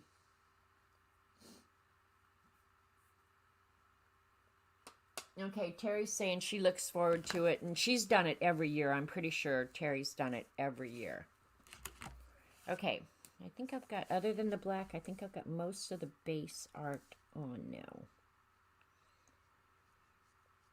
Just put a little bit darker red there.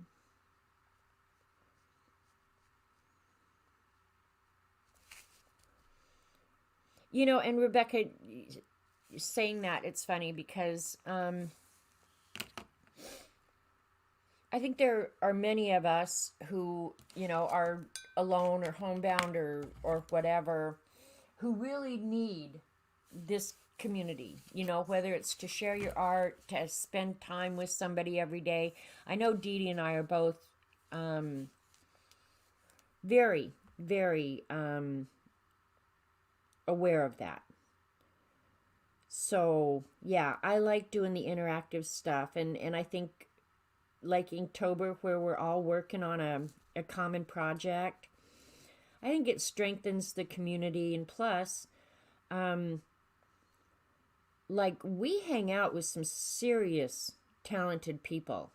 Like, I had no idea until I got on Instagram how uberly talented some of you women are. I mean, it just absolutely, every time I open IG, it just floors me that we know some really, really talented peeps.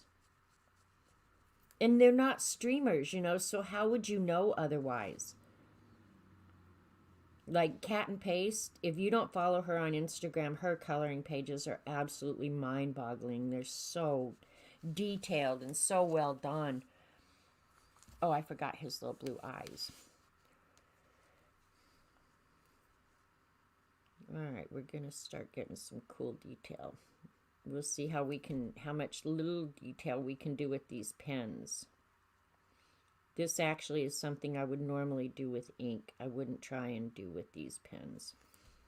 I'll probably straighten up the edges with pen.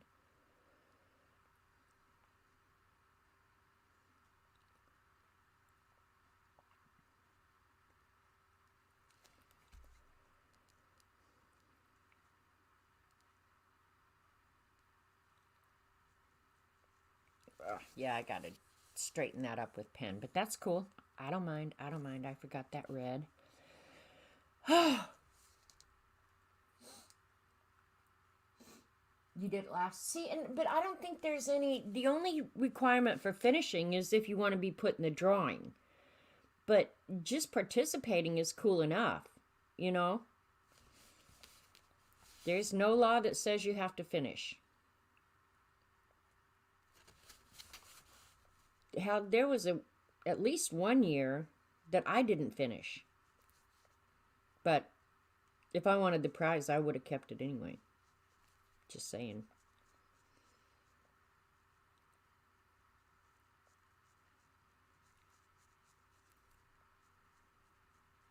I think it's just a fun thing that we can all do together, so that's why I keep doing it.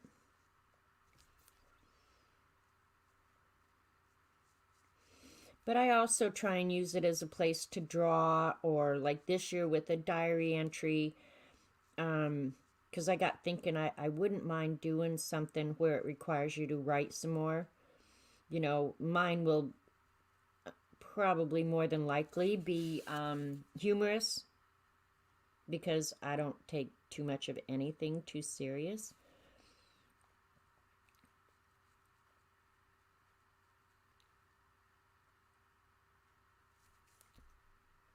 But see, that's the thing, you know, you can use it as an outlet for whatever works best for you.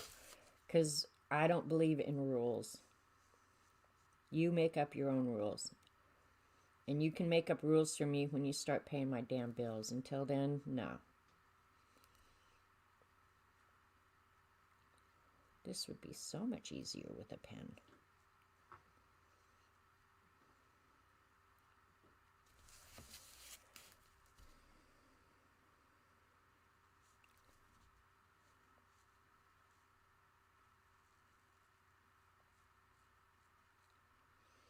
But one of the things for sure that I want to do this year is like products you haven't used, because how many of us have tons of product, whether it's scrapbook paper. Oh, that's one thing I should write down for the list.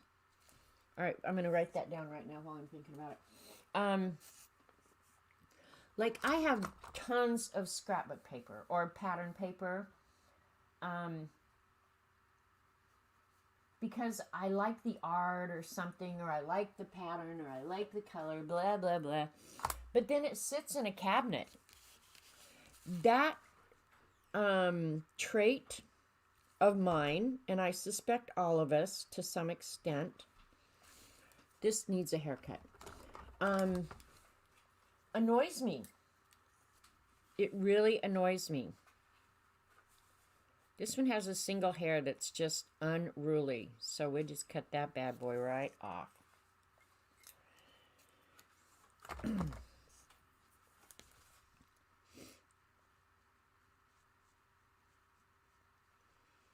So yeah, it'll be using products that you don't normally use. And whatever else you guys can come up with. Just so it's very creative.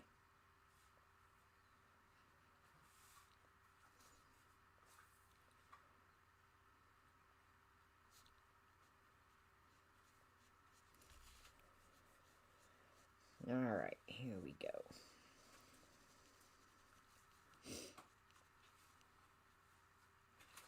It's going to be weird getting the highlights on these boots.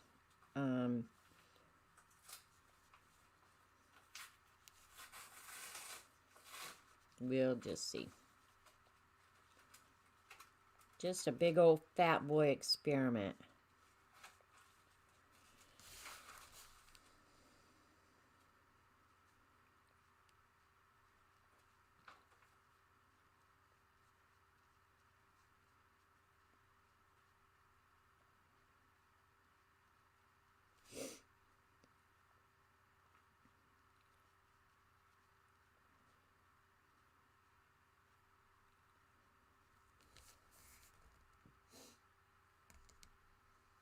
You just got a bunch of pattern paper, Tracy?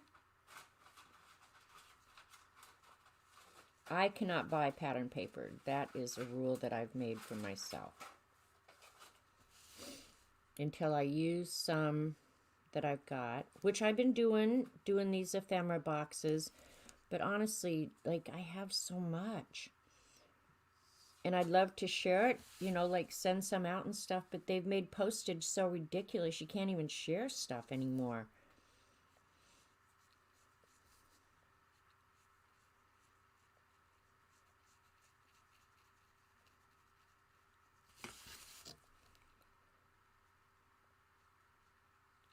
I don't know why I'm doing that curve like that. Because that's black too. Oh, I wrecked my circle. That's all right. I'll fix it.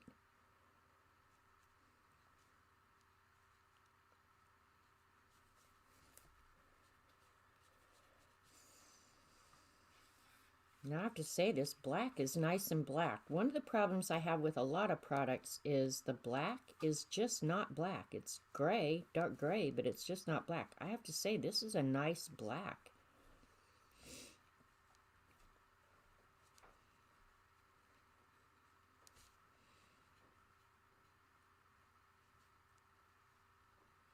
Good job, Dee Dee. These, I do like these pens. I like them a lot. So versatile.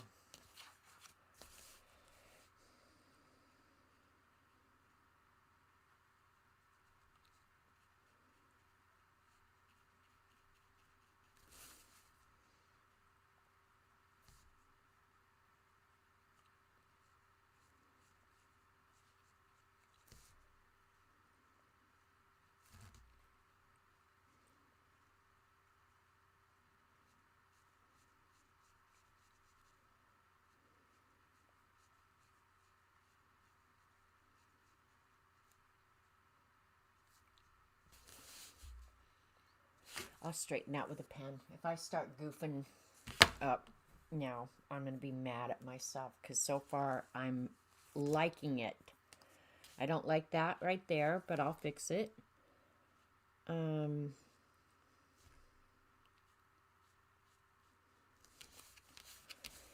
Yeah. Oh, and I have blue.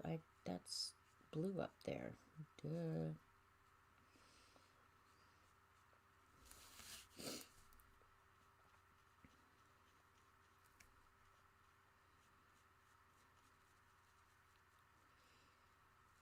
I'm going to have to try and do a flower where I work with them more like watercolors, because right now I feel like I'm using these just like markers, which I am. But yeah, they're nice.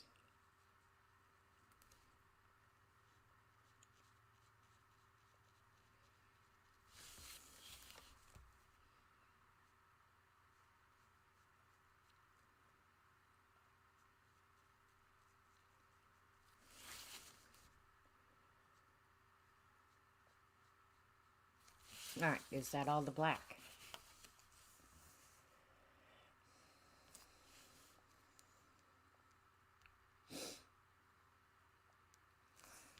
All right. I'm going to use the black. Oops. Straighten the tip. That's one thing I always got to remember is to fix the tip. Or next time I use them, I'm going to be really mad at myself.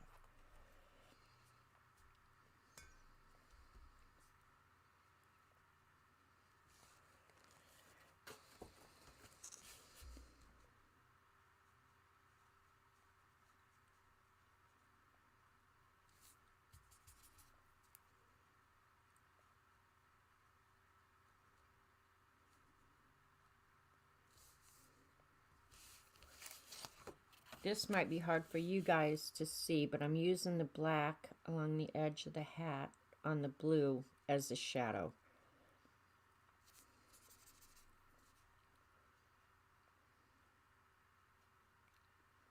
I normally wouldn't do that with any other watercolors. I would never do that.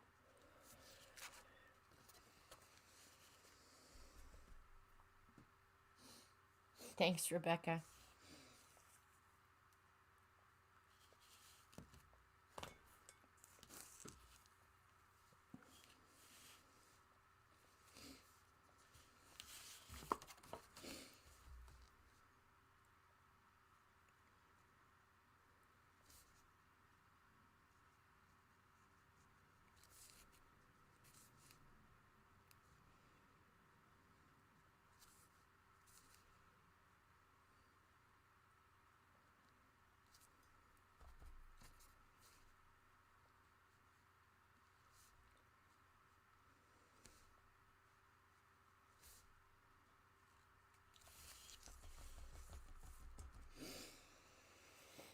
Now I'm trying to decide. All right, here, we'll use our little cheat sheet here. I'm wondering, I want to put some shading on the red and stuff. I'm not sure that if I want to use the gray. Maybe I will. If I water it down a lot, it should be okay.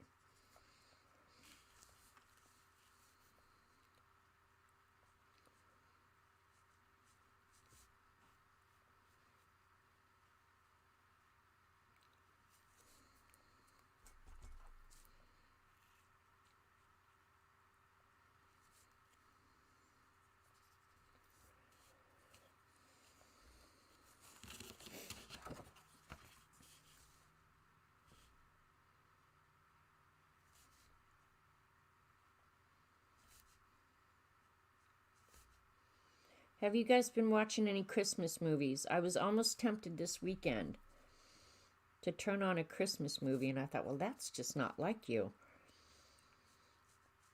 But they've had a bunch on. I think I watched a murder thing instead.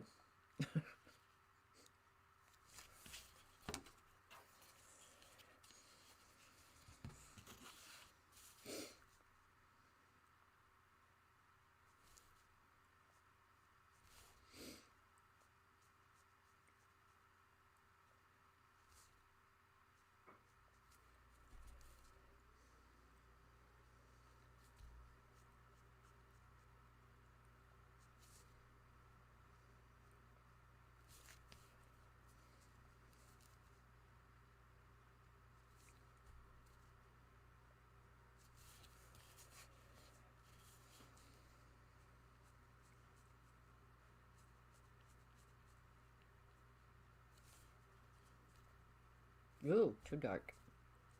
Too dark.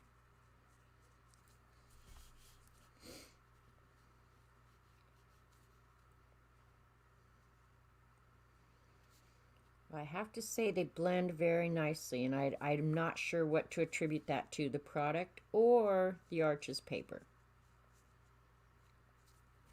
But I have to say this shading is blending really, really nice.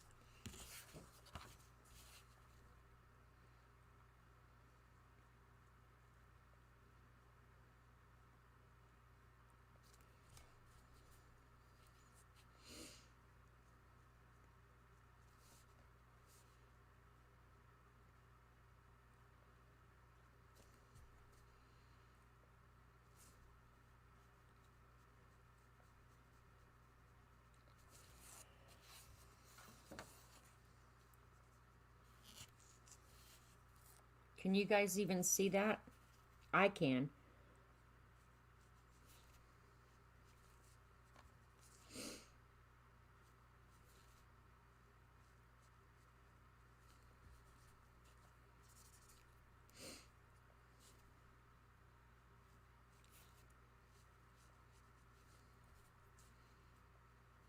Ooh, stay away from that real dark area.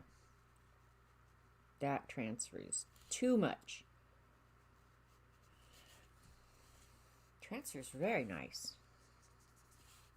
Or spreads very nice.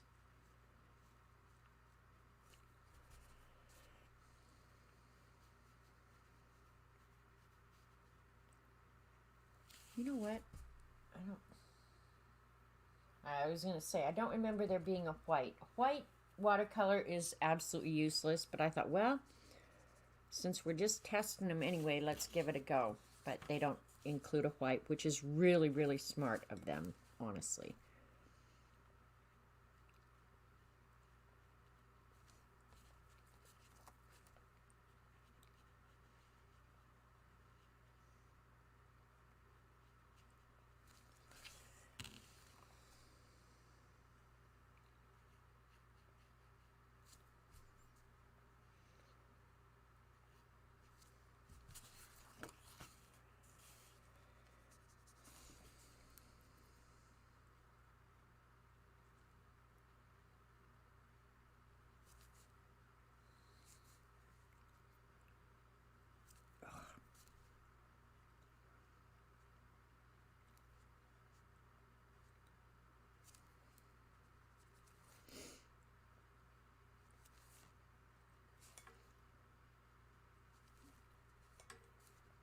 Too dark, too dark.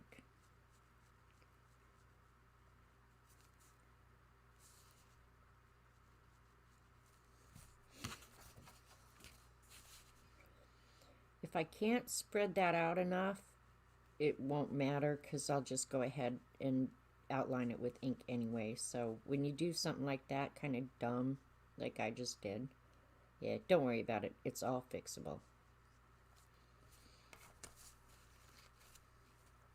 Just like that.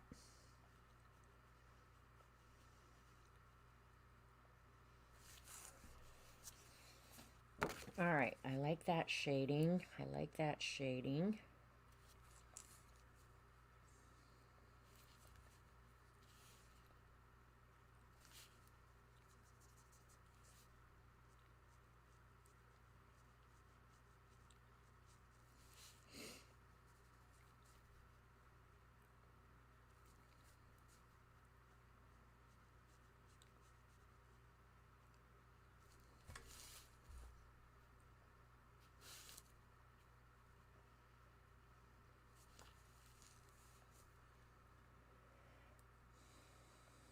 All right, let's put his eyeballs in. Why not?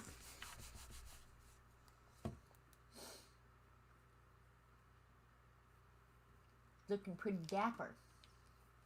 All right, I have to go back and check, see what movies you guys have been watching.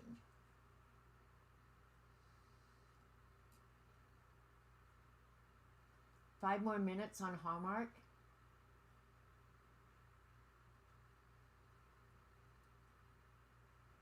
It Happened on Fifth Avenue. Oh, you guys are talking about some good ones.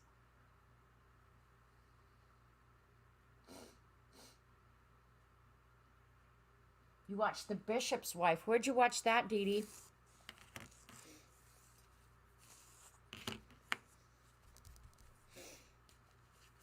I'm pretty sure. I didn't even watch TV last night. Oh, I know why. I was working on that box. Right now, I'm just kind of testing. I know I'm going to want some white in here as a highlight on his hat. I just wanted to see how well it picks up. It picks up fairly well, so if you need to go back and lighten an area, you can do that. And again, that's going to be paper, but it's all good. I'm going to go back in with some white paint. So, our tradition is Chevy Chase's Christmas Vacation. Yeah, that's a pretty good movie, actually.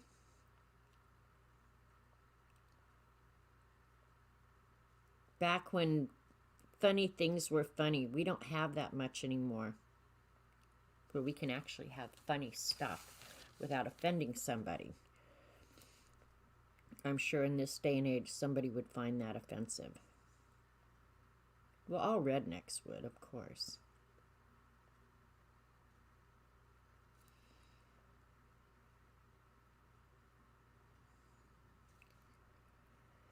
Okay, I will go around his eyes with probably a gray pen. I don't think I'll use white. Oh, I cleaned up the black already. Because now I need to do some shading. Oh, I forgot this other blue. Okay. I'm doing things all crazily out of order. Don't worry about it. Do you, boo.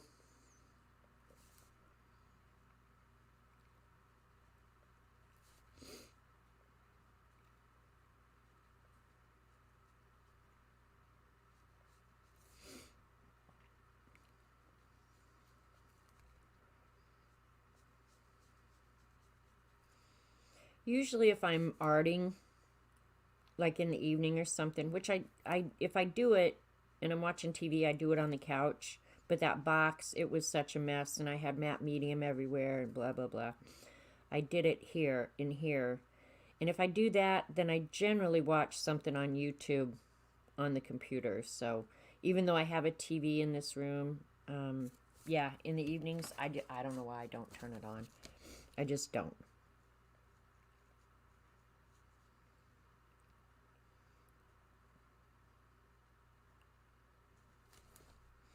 I will straighten that line with a pen. All right, while it's wet right now. Ooh, I'm glad I cleaned that brush.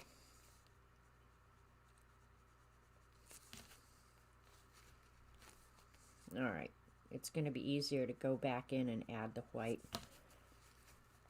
Just another test. All right, I think other than the gray,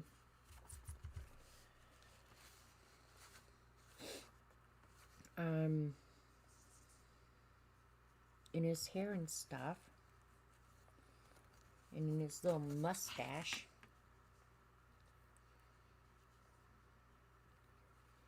This might be,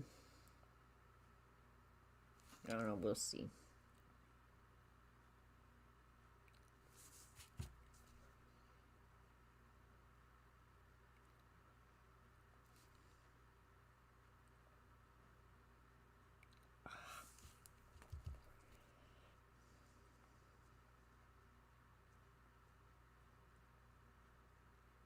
There we go, that's a little better.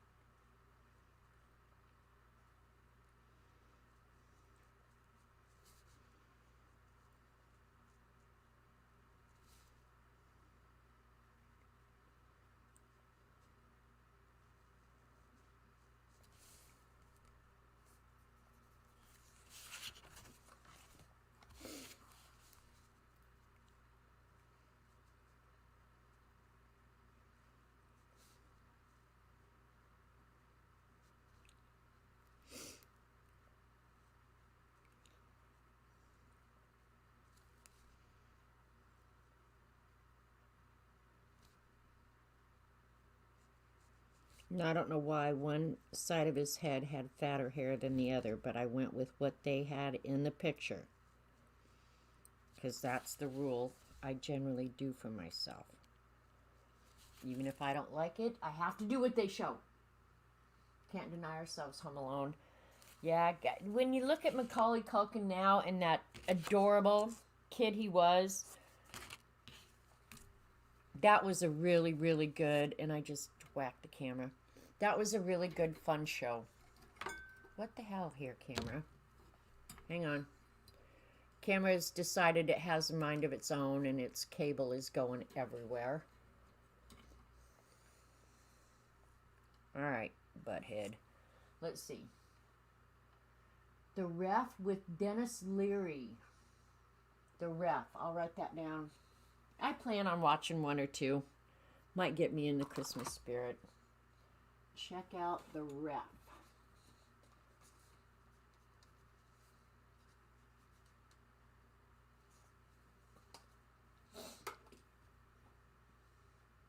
Elf with Will Ferrell.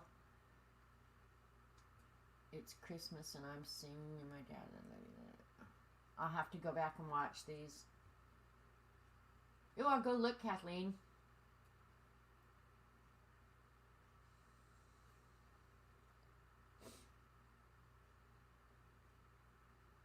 Well, you guys are full of great ideas. All right, that I'm actually am going to do in the silver, and I so got that lopsided. I'm not going to worry about it. I'm pretty happy with his little butt head self. Let me pull out a little bit so you can see the whole thing. He's coming along pretty good. All right, I need to add the gold. I think I'm going to, while I've got the gray and black out, I'll go ahead and put a little bit of shadow in here. Really subtle though. I don't want it in your face. In your face.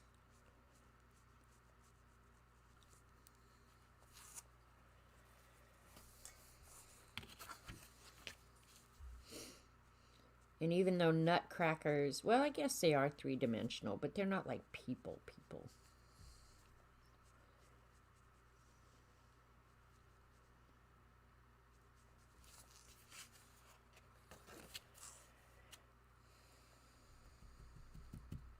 All right, let's get out the metallic paints. Thanks, Dorothy. I'll check it out, Kathy. Hopefully it'll be on Prime or something, because I'm not good with like having to be at a certain place at a certain time. So if it's on regular TV and it's showing Sunday at 8 o'clock, ask Dee Dee about me and Survivor. Yeah, those are the sorts of things that I will fail at miserably. Hey, Dan. Uncle Dan is in the house. It's a Wonderful Life. B, I have to say, those old ones, I love those. And you give me a movie with Fred Astaire and Ginger Rogers, I'm all over it all the time. The one thing, okay, these paints are, if you look at them on Amazon, they're made by Fine Tech, and I think that's how you have to look them up. Fine Tech, they're made out of Germany. Coliro, C-O-L-I-R-O. This is not the only set they make. They make some really, really nice metallic paints. The thing about these is, though, they don't wet as readily as other paints. Let me see here. I've got a cheat sheet somewhere, I think. There they are. All the different kind of golds you can get. I'm going to do the drum at the bottom in sterling silver, so I'm going to go ahead and start wetting it. But they don't wet. Like, if re-wetting is one of your priorities for watercolors, yeah, these take a little while. But when they are wet, Ugh, you so will not be disappointed. I so promise you. And then the gold I'm going to use, I want more of a yellow gold, so I think I'll do the gold pearl. And then the back of the box shows which are which, so it's the fourth one in, this one. Yeah, they're slow to re-wet, but don't let that dissuade you. These are some of the nicest metallic watercolors out there. And I'm not a huge fan of metallic or glitter. I'm learning, but I'm just not. These I wouldn't hesitate to recommend 1,000 times.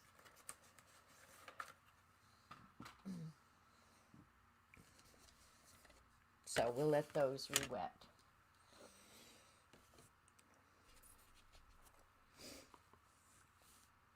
All right. I'm going to go back in. Even though I haven't drawn the lines yet, I'm going to go back in with a little bit of gray along this shirt.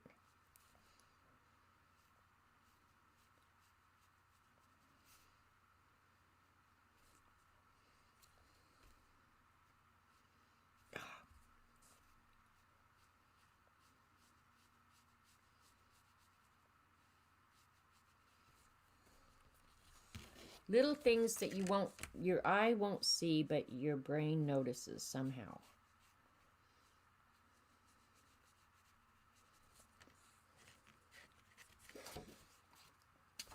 What's hanging, Uncle Dan?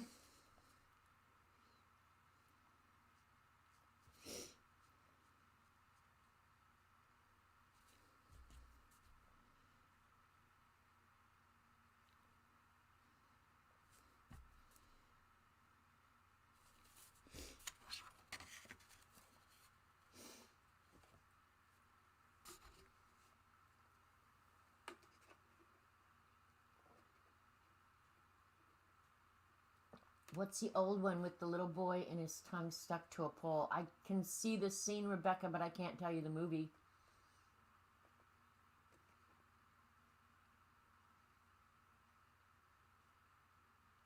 They are, Dan. Yeah, I'm using the new Arteza Real Brush pens.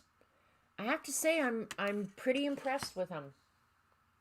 Yeah, pretty impressed indeed. Now, I still don't know what I'm going to do with the background, but yeah. All right, I'm going to clean up that black. I might have to get out more in a minute, but it's dangerous to leave it out. Believe me, I know. Been there, done that. A Christmas Story? You watch Christmas Inheritance? Okay. Let's see how well they're re-wetted. There they are. And metallic paints, as a rule, are just always a little bit thicker. If you want that nice metallic, they're going to be thicker than your regular watercolors. But I'm not a fan of gold in your face. That's perfect. Perfect. And the silver, this silver paint, I've mostly used it for calligraphy, honestly. I'm kind of wondering, look how nice it looks over that green. That's so pretty. I'm kind of wondering, all right, before I put the silver on, I'm going to go ahead and put another drop of water on there. Keep them all just a little bit moist. But I think I'm going to put a coat of gray. And there is gray in this set. I'm just using the black.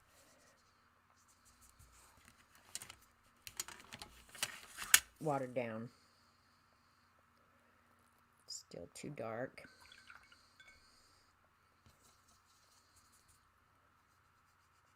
Since that silver looks so nice over that green, I think I'm going to paint this just the gray.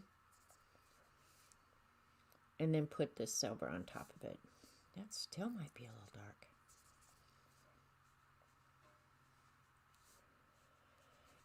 That drum down here is a little wonky, but we're not... Well, it's actually at an angle, I think is why. I think I've drawn it correctly. I think they're just showing it at a little bit of an angle.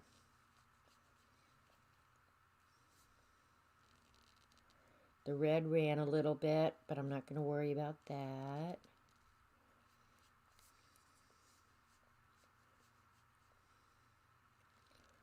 I'm trying carefully to stay away from it, but oh well.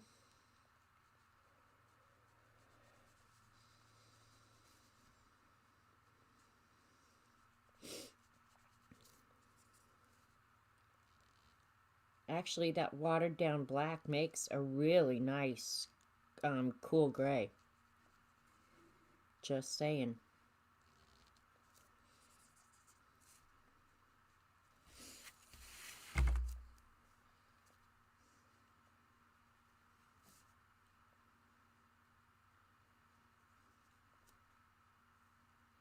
Gray is a funny color. I was using my gray pens for something yesterday.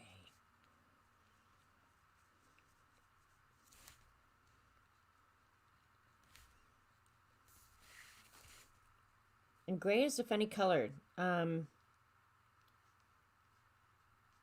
Because there's, you know, the cool and the, or the French or the warm. Sometimes it's hard to tell which you need. I can't remember what I was doing. But I thought, man, I used the wrong one.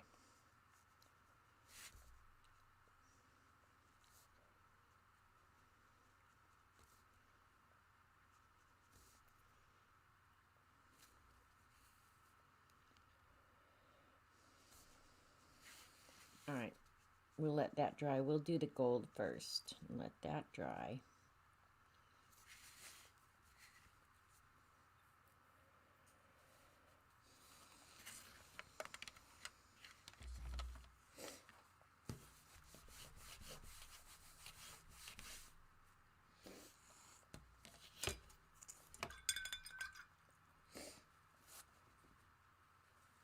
No sanding trucks yet.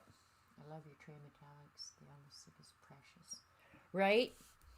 I don't remember if they were pricey or not, but whatever I paid for them, in my estimation, they're so worth it. Because when you need the gold, this is perfect. I'm trying to think if I have any other gold that I would just go to. Schminke makes a gold that is also really, really gorgeous that I used to use for calligraphy.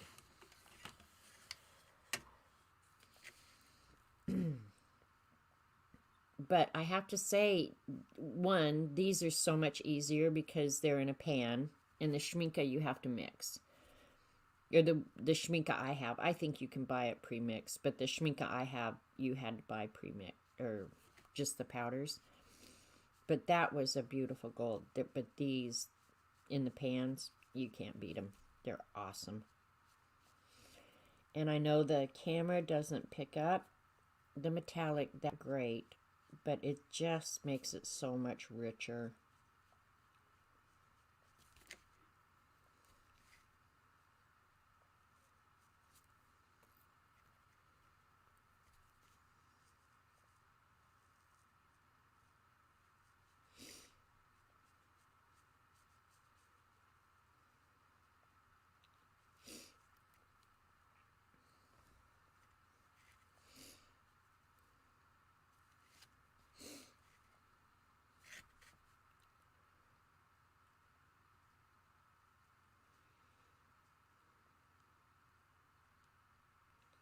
Got to stay really careful to stay away from that black. All right, what else would be gold on him? I will straighten out the lines.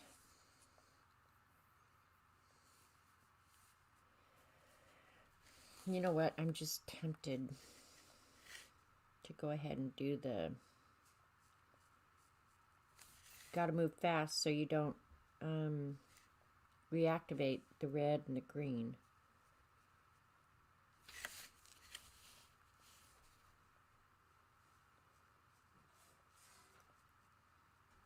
Don't go over it multiple times.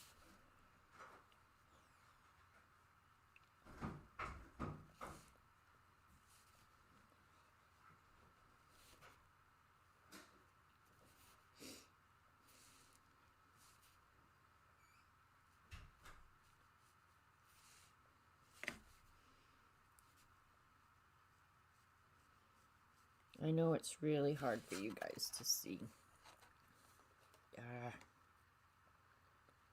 Can you see the difference between the yellow there and the gold there? I know it's really hard to see, but use your imagination.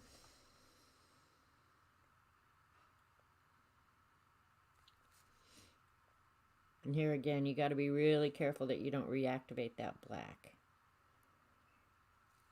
Normally, that's why I would use a permanent black pen for something like that, and then you don't, that's just something you wouldn't have to worry about.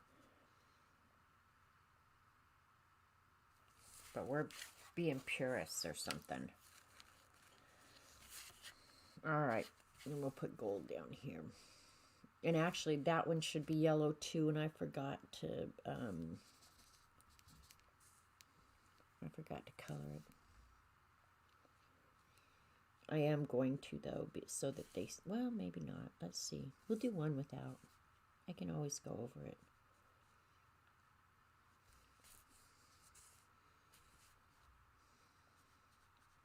Yeah, no, I want the yellow underneath it.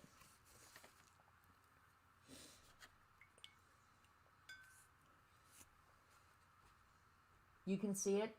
Cool. You love the Schmincke paints in the Sennelier? I like the Schmincke. I had those long before I ever even thought I would do anything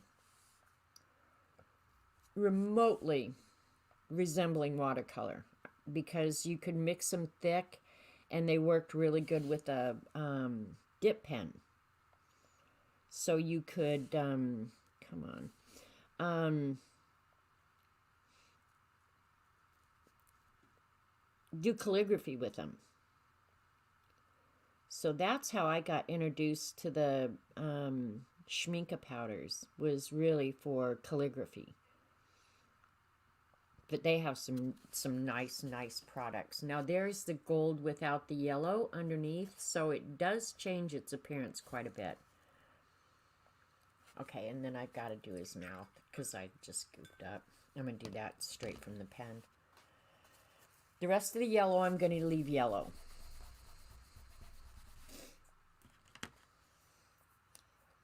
All right, good luck me here.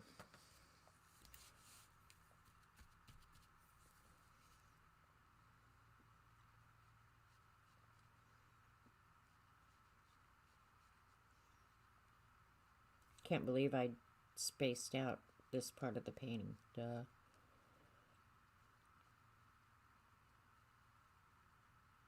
His mouth is probably the most important part, right?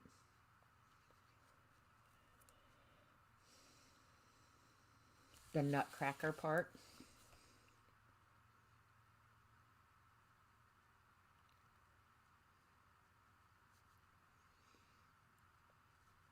When the kids were here, I haven't gone and picked up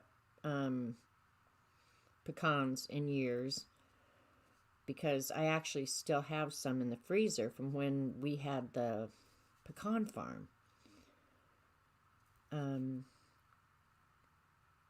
So I hadn't even gone over to the field across the street to see if there was pecans out there, but apparently this year was a really, really good pecan year, because in probably 30 minutes they picked up a gallon bag of pecans. Thanks, Joan.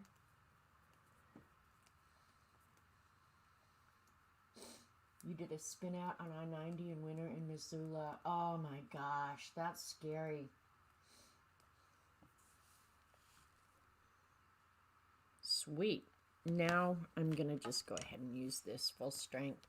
Probably my favorite part about this is his face. That worked out well.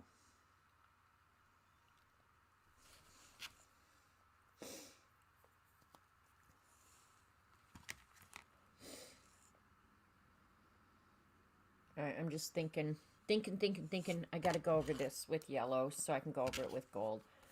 Should be dry. It is.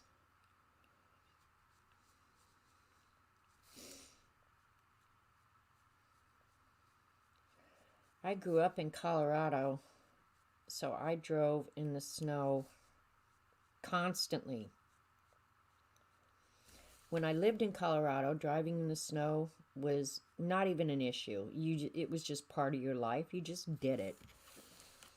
But now that I haven't lived there in 20, I don't know, 20, 25, 26, 27 years, something like that, I would no more go out and drive in the snow than nothing. If there's snow on the ground, I'm staying home. I promise you. Ice, we get ice in Oklahoma. I'm not going to go drive in it. Whatever I need, I'm going to live without. Promise you. All right. Now, one thing, they don't show a black line, but there should be a black line.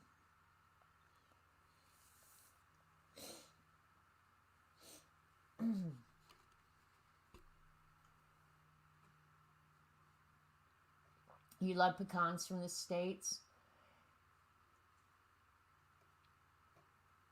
Yep. When we had the farm, that was just part of life. That's just what you did. You know, you went out and you picked up pecans. And I suppose I could go across the street and pick them. I don't think about it. But Jamie did. So, and the reason I even brought that up was because they were talking about cracking them. Jill was asking, I guess she had never gotten fresh pecans and had to crack them and pick them. So, yeah, I told her fingers were going to be sore. And they will be. Oh, well.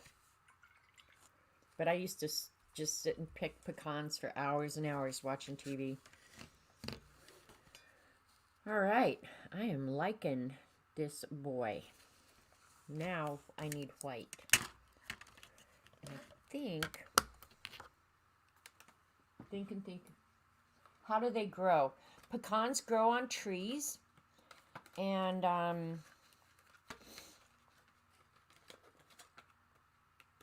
yeah, they just grow on trees. And then in the fall, usually October is harvest season for pecans. And if you have an orchard, pecan groves are really pretty to look at because the pecan trees are all in rows and they're certain distance apart. And usually if you have a pecan orchard, you're haying the field around the trees, right? So they're quite a distance apart, but pecan groves are really, really tidy. That's all I can say is most pecan groves are very tidy. They're evenly spaced one way and the other. They keep the ground between the trees mowed. And then Robert was diligent. I mean, every week the grass underneath the trees was mowed very, very short. Pecans don't like too much water. So you have to keep the fields really well drained. And then, yeah, if you have a big enough orchard, you can bring in, you could either own it or rent it, have somebody come in, and they have a tree shaker. And they literally grab the tree and shake it. And then you can put a net or something underneath it to collect them all at once. We never did. I mean, we never used tree shakers or anything like that. Just go out, a few times a week and walk underneath the trees and pick up whatever pecans have fallen.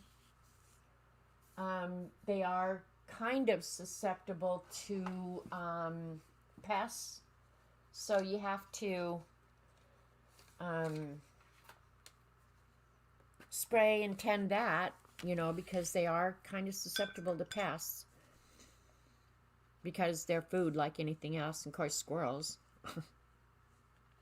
But they're just going to take their fair share.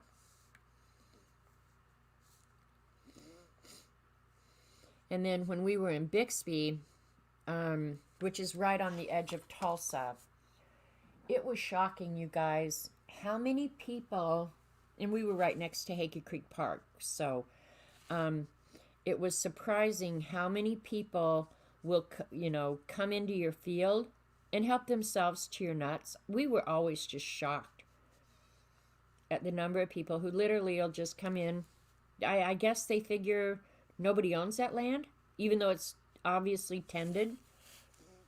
I was just always baffled at the number of people who just felt like they could just walk into the field and help themselves. And generally what we did, because it was not a money-making operation for us, it was just the trees were there. Robert's dad planted them, and they live for 100 years, I guess. I don't know how long pecan trees live. We just always had pecans. And, not that I necessarily wanted them to go to waste, but if I was going to want to pick... My grandfather had the same problem. He did grow them for money. And he grafted his, and he made paper shells, and, he was into it much bigger. But I was shocked at how many people literally will walk into your field and help themselves to your pecans. In the middle of the day. It's not like they're coming at night after dark. They'll just come right on into the field. And so generally if we caught them, we just always remind them, like, come to the door and ask to come onto my property, first of all, and steal my stuff. But that whatever you pick up, you half it with us. And that's the way my grandfather always did it. They call it on the halves. Oh, I like that. I like that a lot. But yeah. And they're wild all over down here. Like pecan trees, people have planted them in the past. But the pecan trees, as a rule, are wild. Like, you'll find them growing out in fields.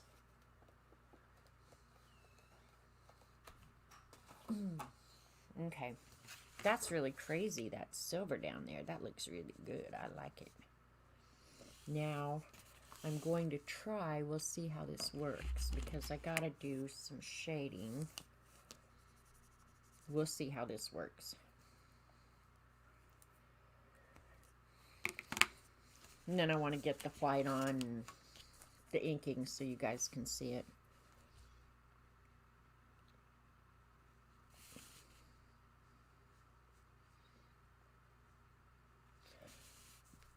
Normally I'd put the black underneath.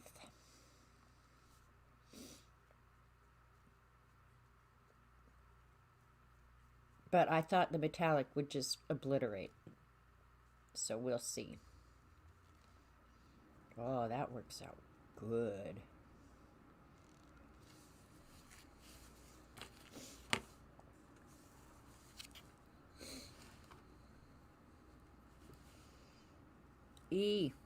Don't want to put my hand in that.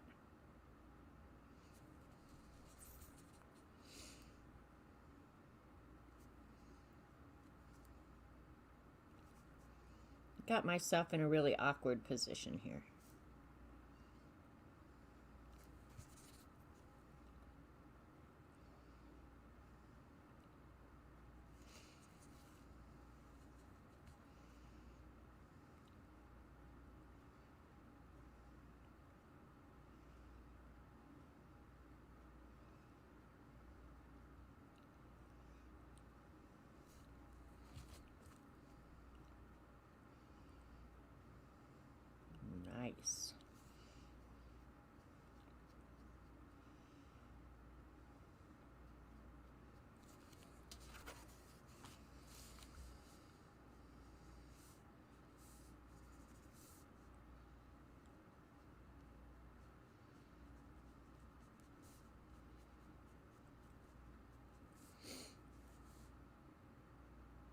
Okay, I'm going to do that with a pen because it's just too small.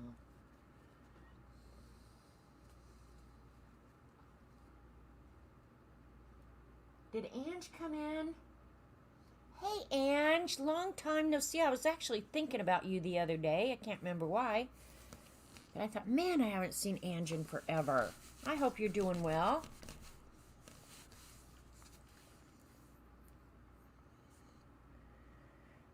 All right, I think it's time for the white.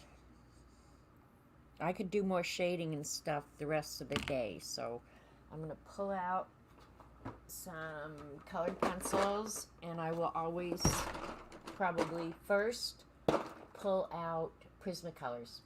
I have tons of others. None of them, in my opinion, are as good as Prismacolors. So I want the white. I'm going to get out the black. So it's the crap pencils. I'm just going to get out a warm gray. I want like the indigo blue, which I think this blue indigo has crap lead, but that's okay. We'll deal with that. And what else? I think that's all. Cool thing is, we can always get out more. You like the drum? I wish I had taken a little bit more time on that drum, but oh well. All right, let's sharpen up the pencils. So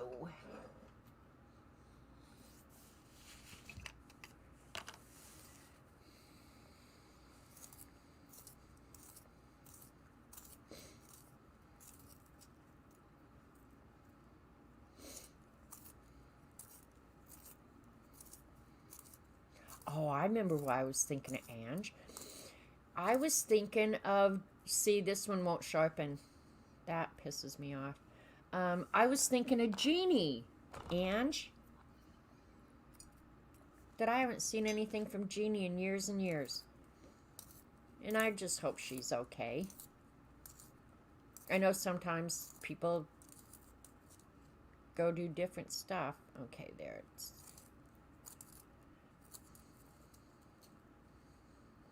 That's good enough.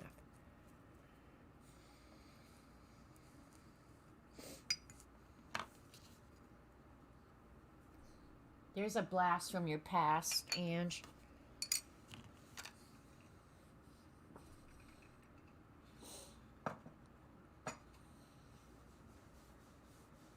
You're on medical leave right now. Hope everything's okay. In a group this big, it's probably typical that at some point or another, all of us are going to have our issues. Alrighty.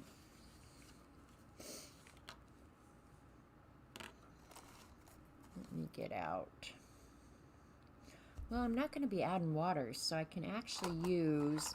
My favorite pen in all the world is Hybrid Technica 03 nib.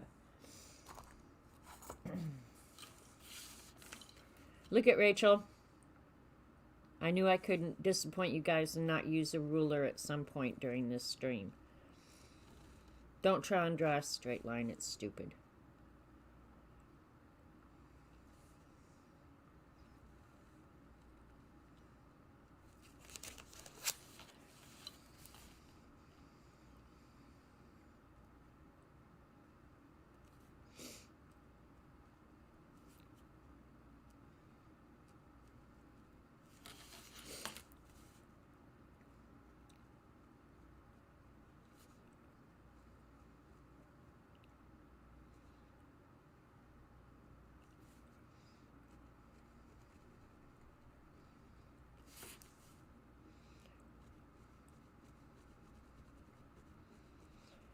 Some pens won't write well on top of watercolor. For whatever reason, this one does. Get to straighten some of those lines. See, Ange, I remember that. But I remember why I was even thinking of her. I did Christmas cards.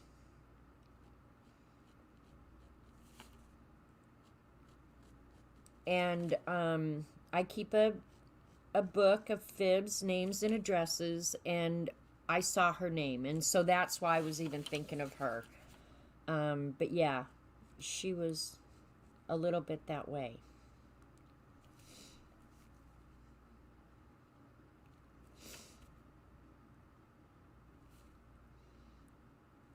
This, in my opinion, is when it starts all coming together, is when you can do this little bit of finishing.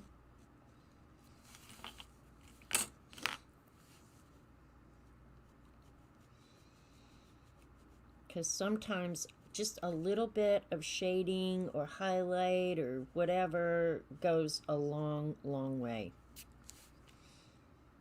Like underneath his shirt.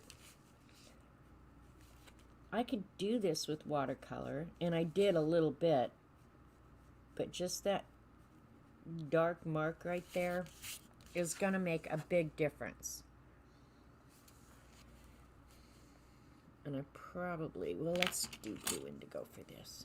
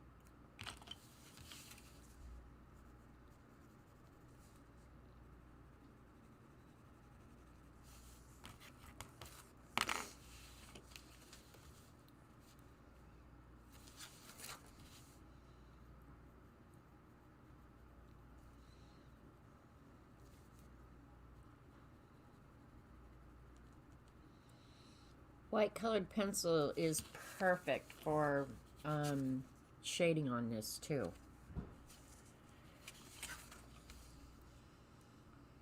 Especially on the rough arches. Or highlighting, whichever.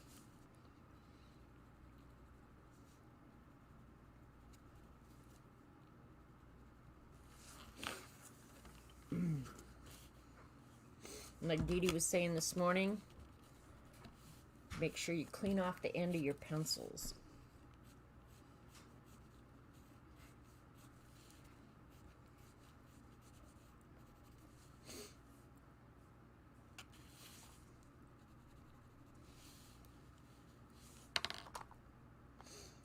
Where is...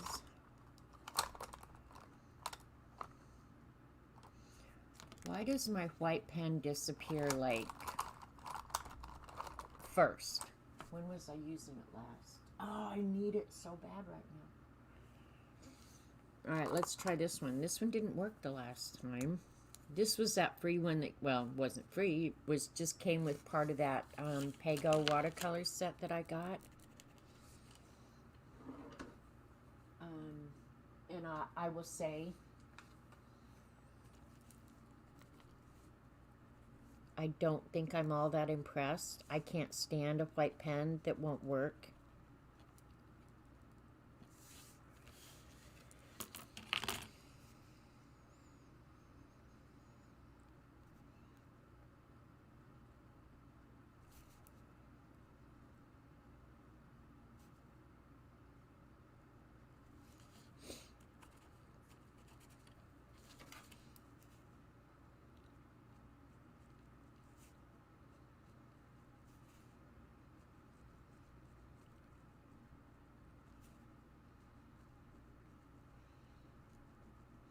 And really all I'm doing at this point is straightening out some lines.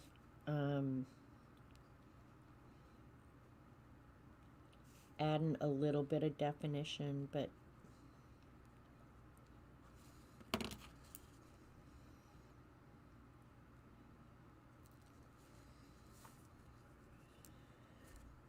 Boy, that ticks me off.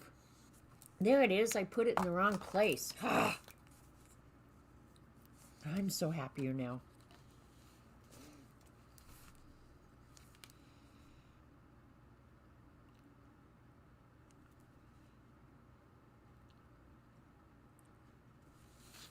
Oh, that's so much better. The white pen on top of watercolor is not a great idea because it will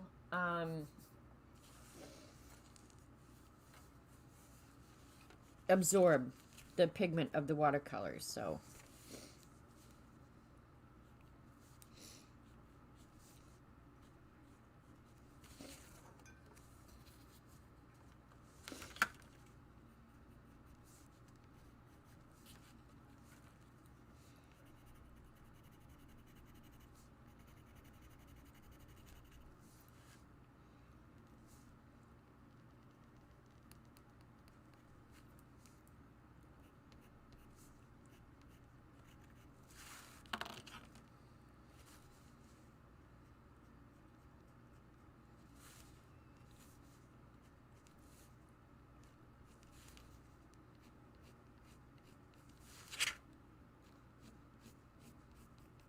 straightening a few little lines won't hurt nothing.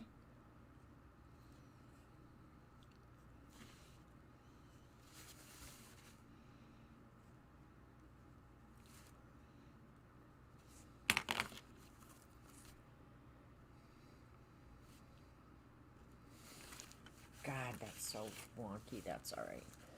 All right, now what's going on with this thing?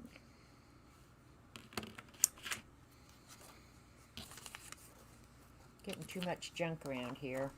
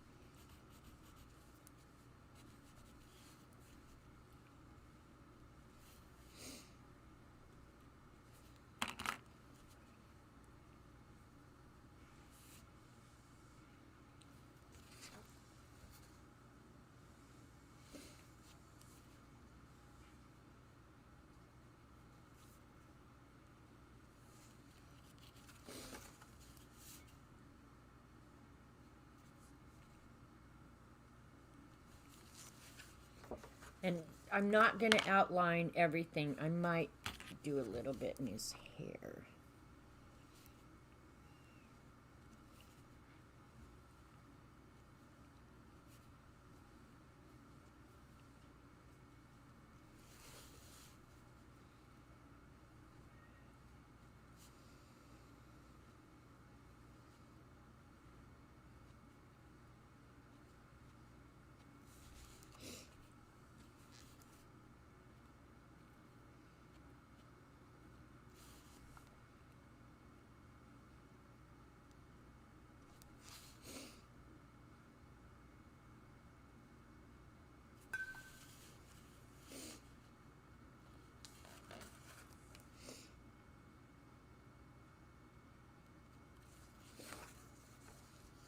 All right, any suggestions, ladies and gentlemen?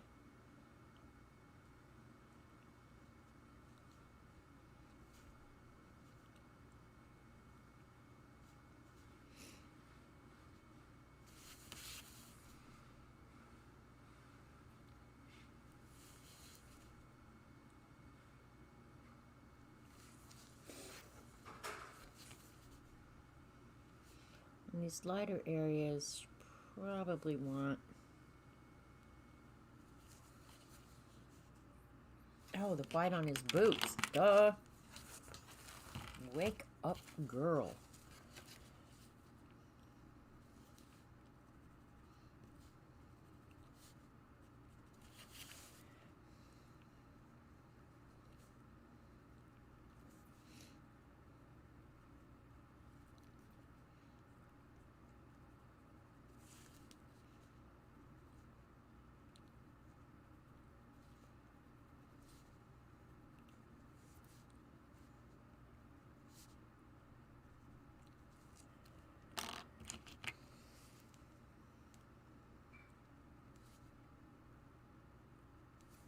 Fixing up my circles. Should have got the template out. Alright, that's better.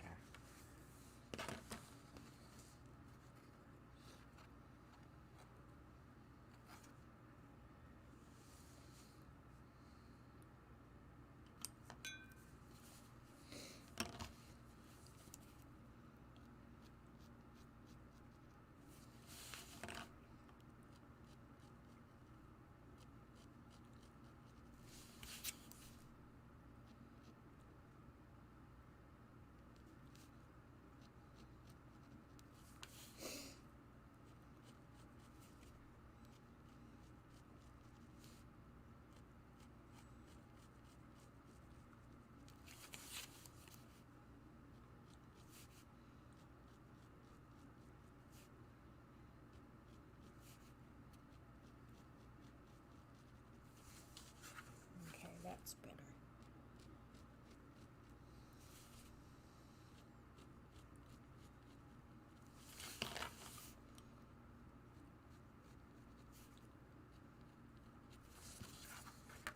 All right, looking at it. Hi, Brenda.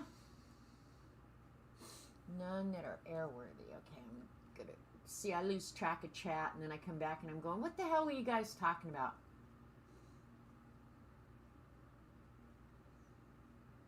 Hunky UPS. You want to hear what's really sad, Ange?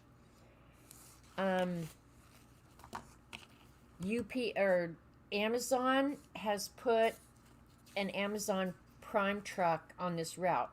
I can't imagine that it's cost effective, but they have. So I rarely get to see Hunky UPS guy anymore. He's still on this route. I know he is, but I rarely get to see him. So that's how sad my life is.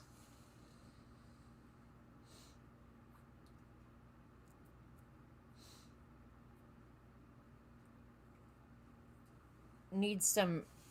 Oh, I was gonna. I didn't get out the darker green.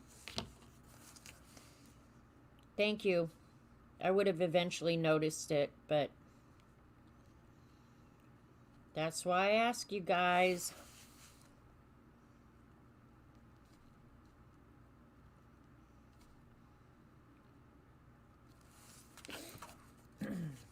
But I was gonna do some. I don't want to do it that though. All right, we'll get this out.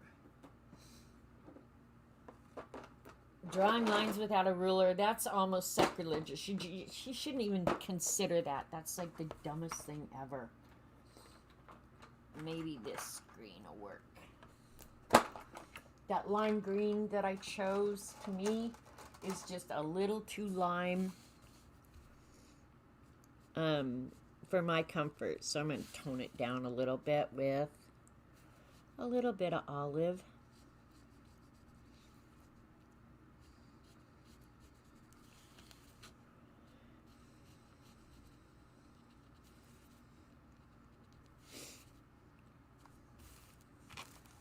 And they do show a little bit of shading, so I don't mind doing this.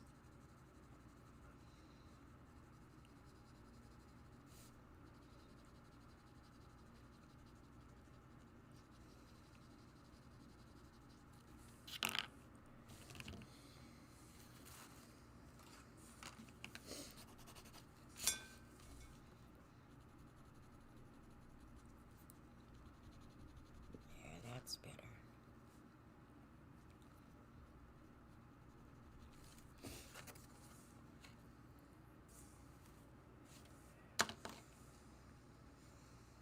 actually think mine is a little bit cuter than the original, but why wouldn't I think that? Alright. Alright, I have to go back. Okay.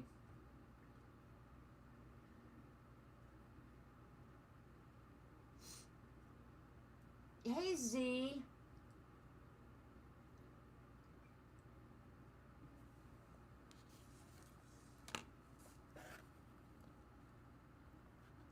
Can you see it? That also almost looks metallic in there, but it's really just the light reflecting is all it is. And like the shading in there, you can't really see that. But yeah, it looks pretty good. I like it.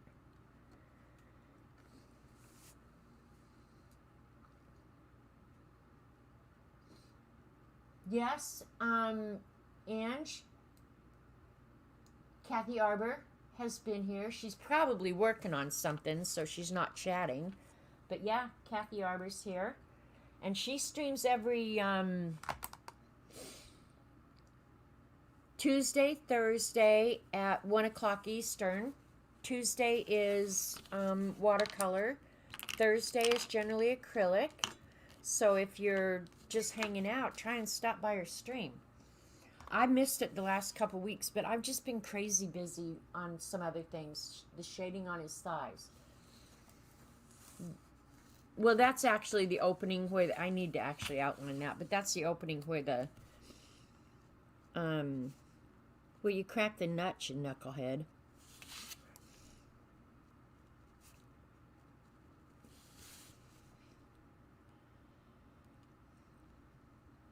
Try and stop by.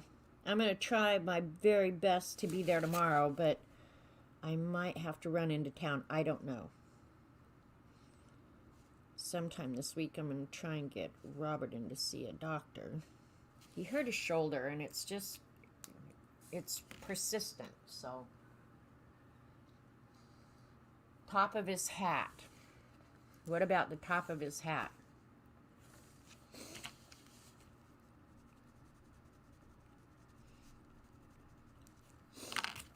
I do need to straighten that line.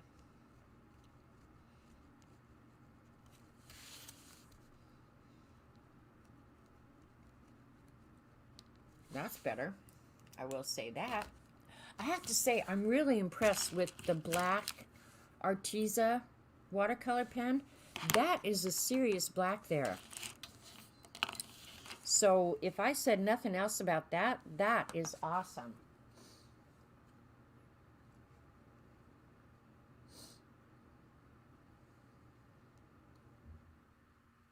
And the shading on his thighs. See, black is, I guess I could do this a little bit. The shading on his boots to indicate that they're maybe patent.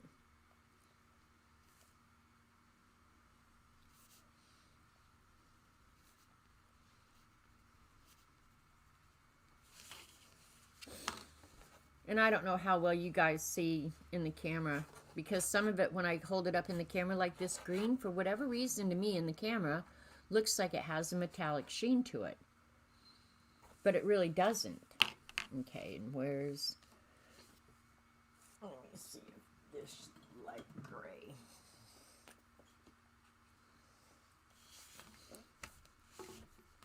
Only because I don't want to go digging out the black again. I'm going to put a little bit there.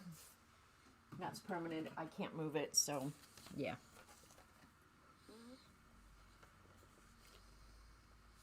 Thanks, Kathy. Thanks, everybody. And look at it's right at 3 o'clock. I'm going to, let me see what, knucklehead. Got to finish this drum. I was waiting for the silver to dry.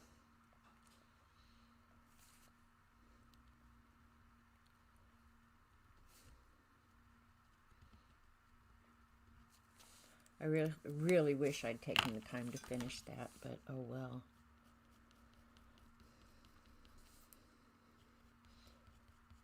The black on top of the silver kind of disappeared, so.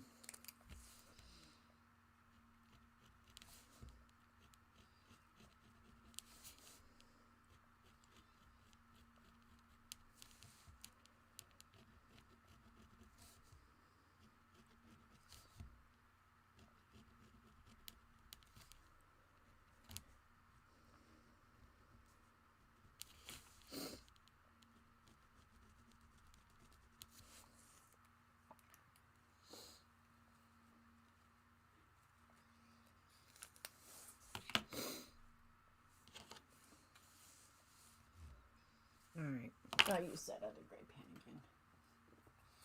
Now I'm just getting lazy is all I'm doing.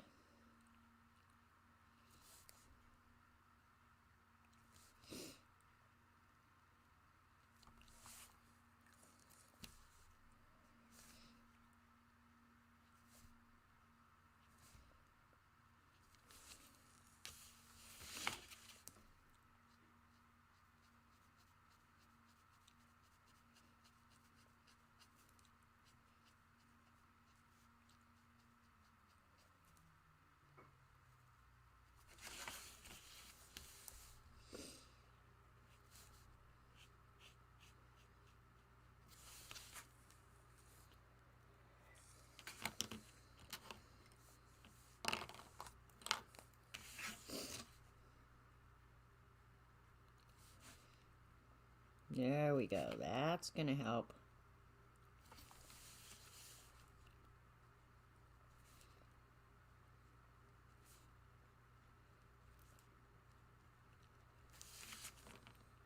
All right, what else, you knuckleheads? You find shading hard? Well, always think of if something is curved, the light is going to hit closest to your eye. So anything going away from that is going to be darker. And if you start thinking in those terms, it doesn't matter what you draw.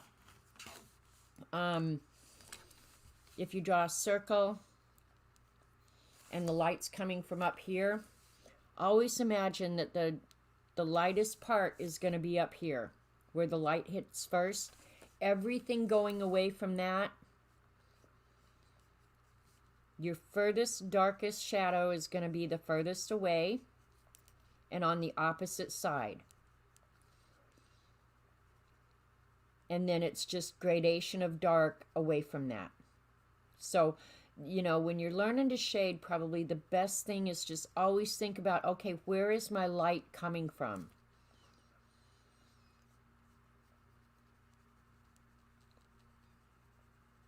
And then shade gradation away from that.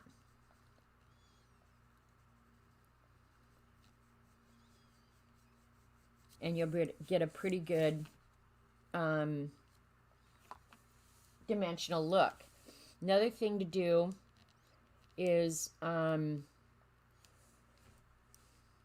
something like this, like if I did this as if the light is hitting it straight on, okay? So his shadow would actually be falling back this way, right? If the light is hitting him here, you'd see his shadow somewhere back here on the table, you know, more in a straight line. If you had the light hitting him from here, his shadow is going to fall like that. So when you think about where the light is going to hit, that's going to determine pretty much all of your shading from then on. And another thing is, and I didn't put it on him because I'm not sure what I'm going to do with the background yet. I'm going to look up what Kathy suggested. Is to ground something and give it more depth is give it a shadow on what it's sitting on. Okay?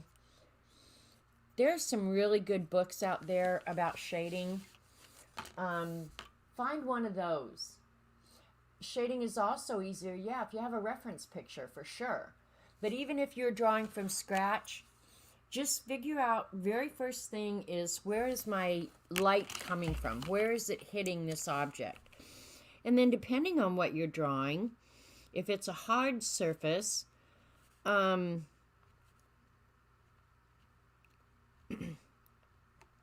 going to be more reflection.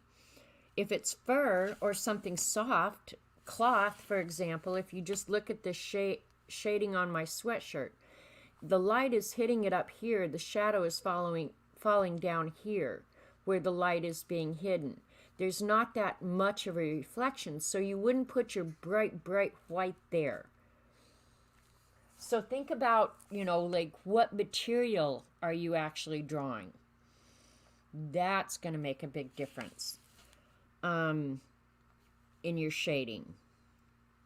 And most of it, you guys, honestly, is get a book, check a book out from the library, Google it online.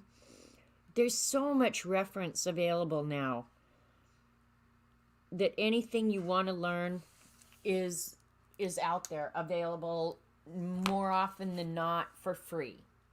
So yeah, there's no excuse not to learn it because you can go out and find it and get it for free. But yeah, that's how I would start. All right, you guys, it's 3 o'clock. I'm out of here. Probably the rest of this afternoon, I'm going to look up what technique Kathy Arbor suggested for the background, and I will finish this and probably post it. Maybe not tonight. I don't know how long I'll paint. But yeah, I'll go ahead and paste it, or post it, paste it, post it tomorrow would be my guess. So thanks, you guys.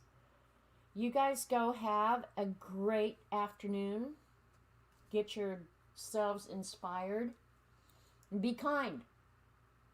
Love you guys. See you later. Bye.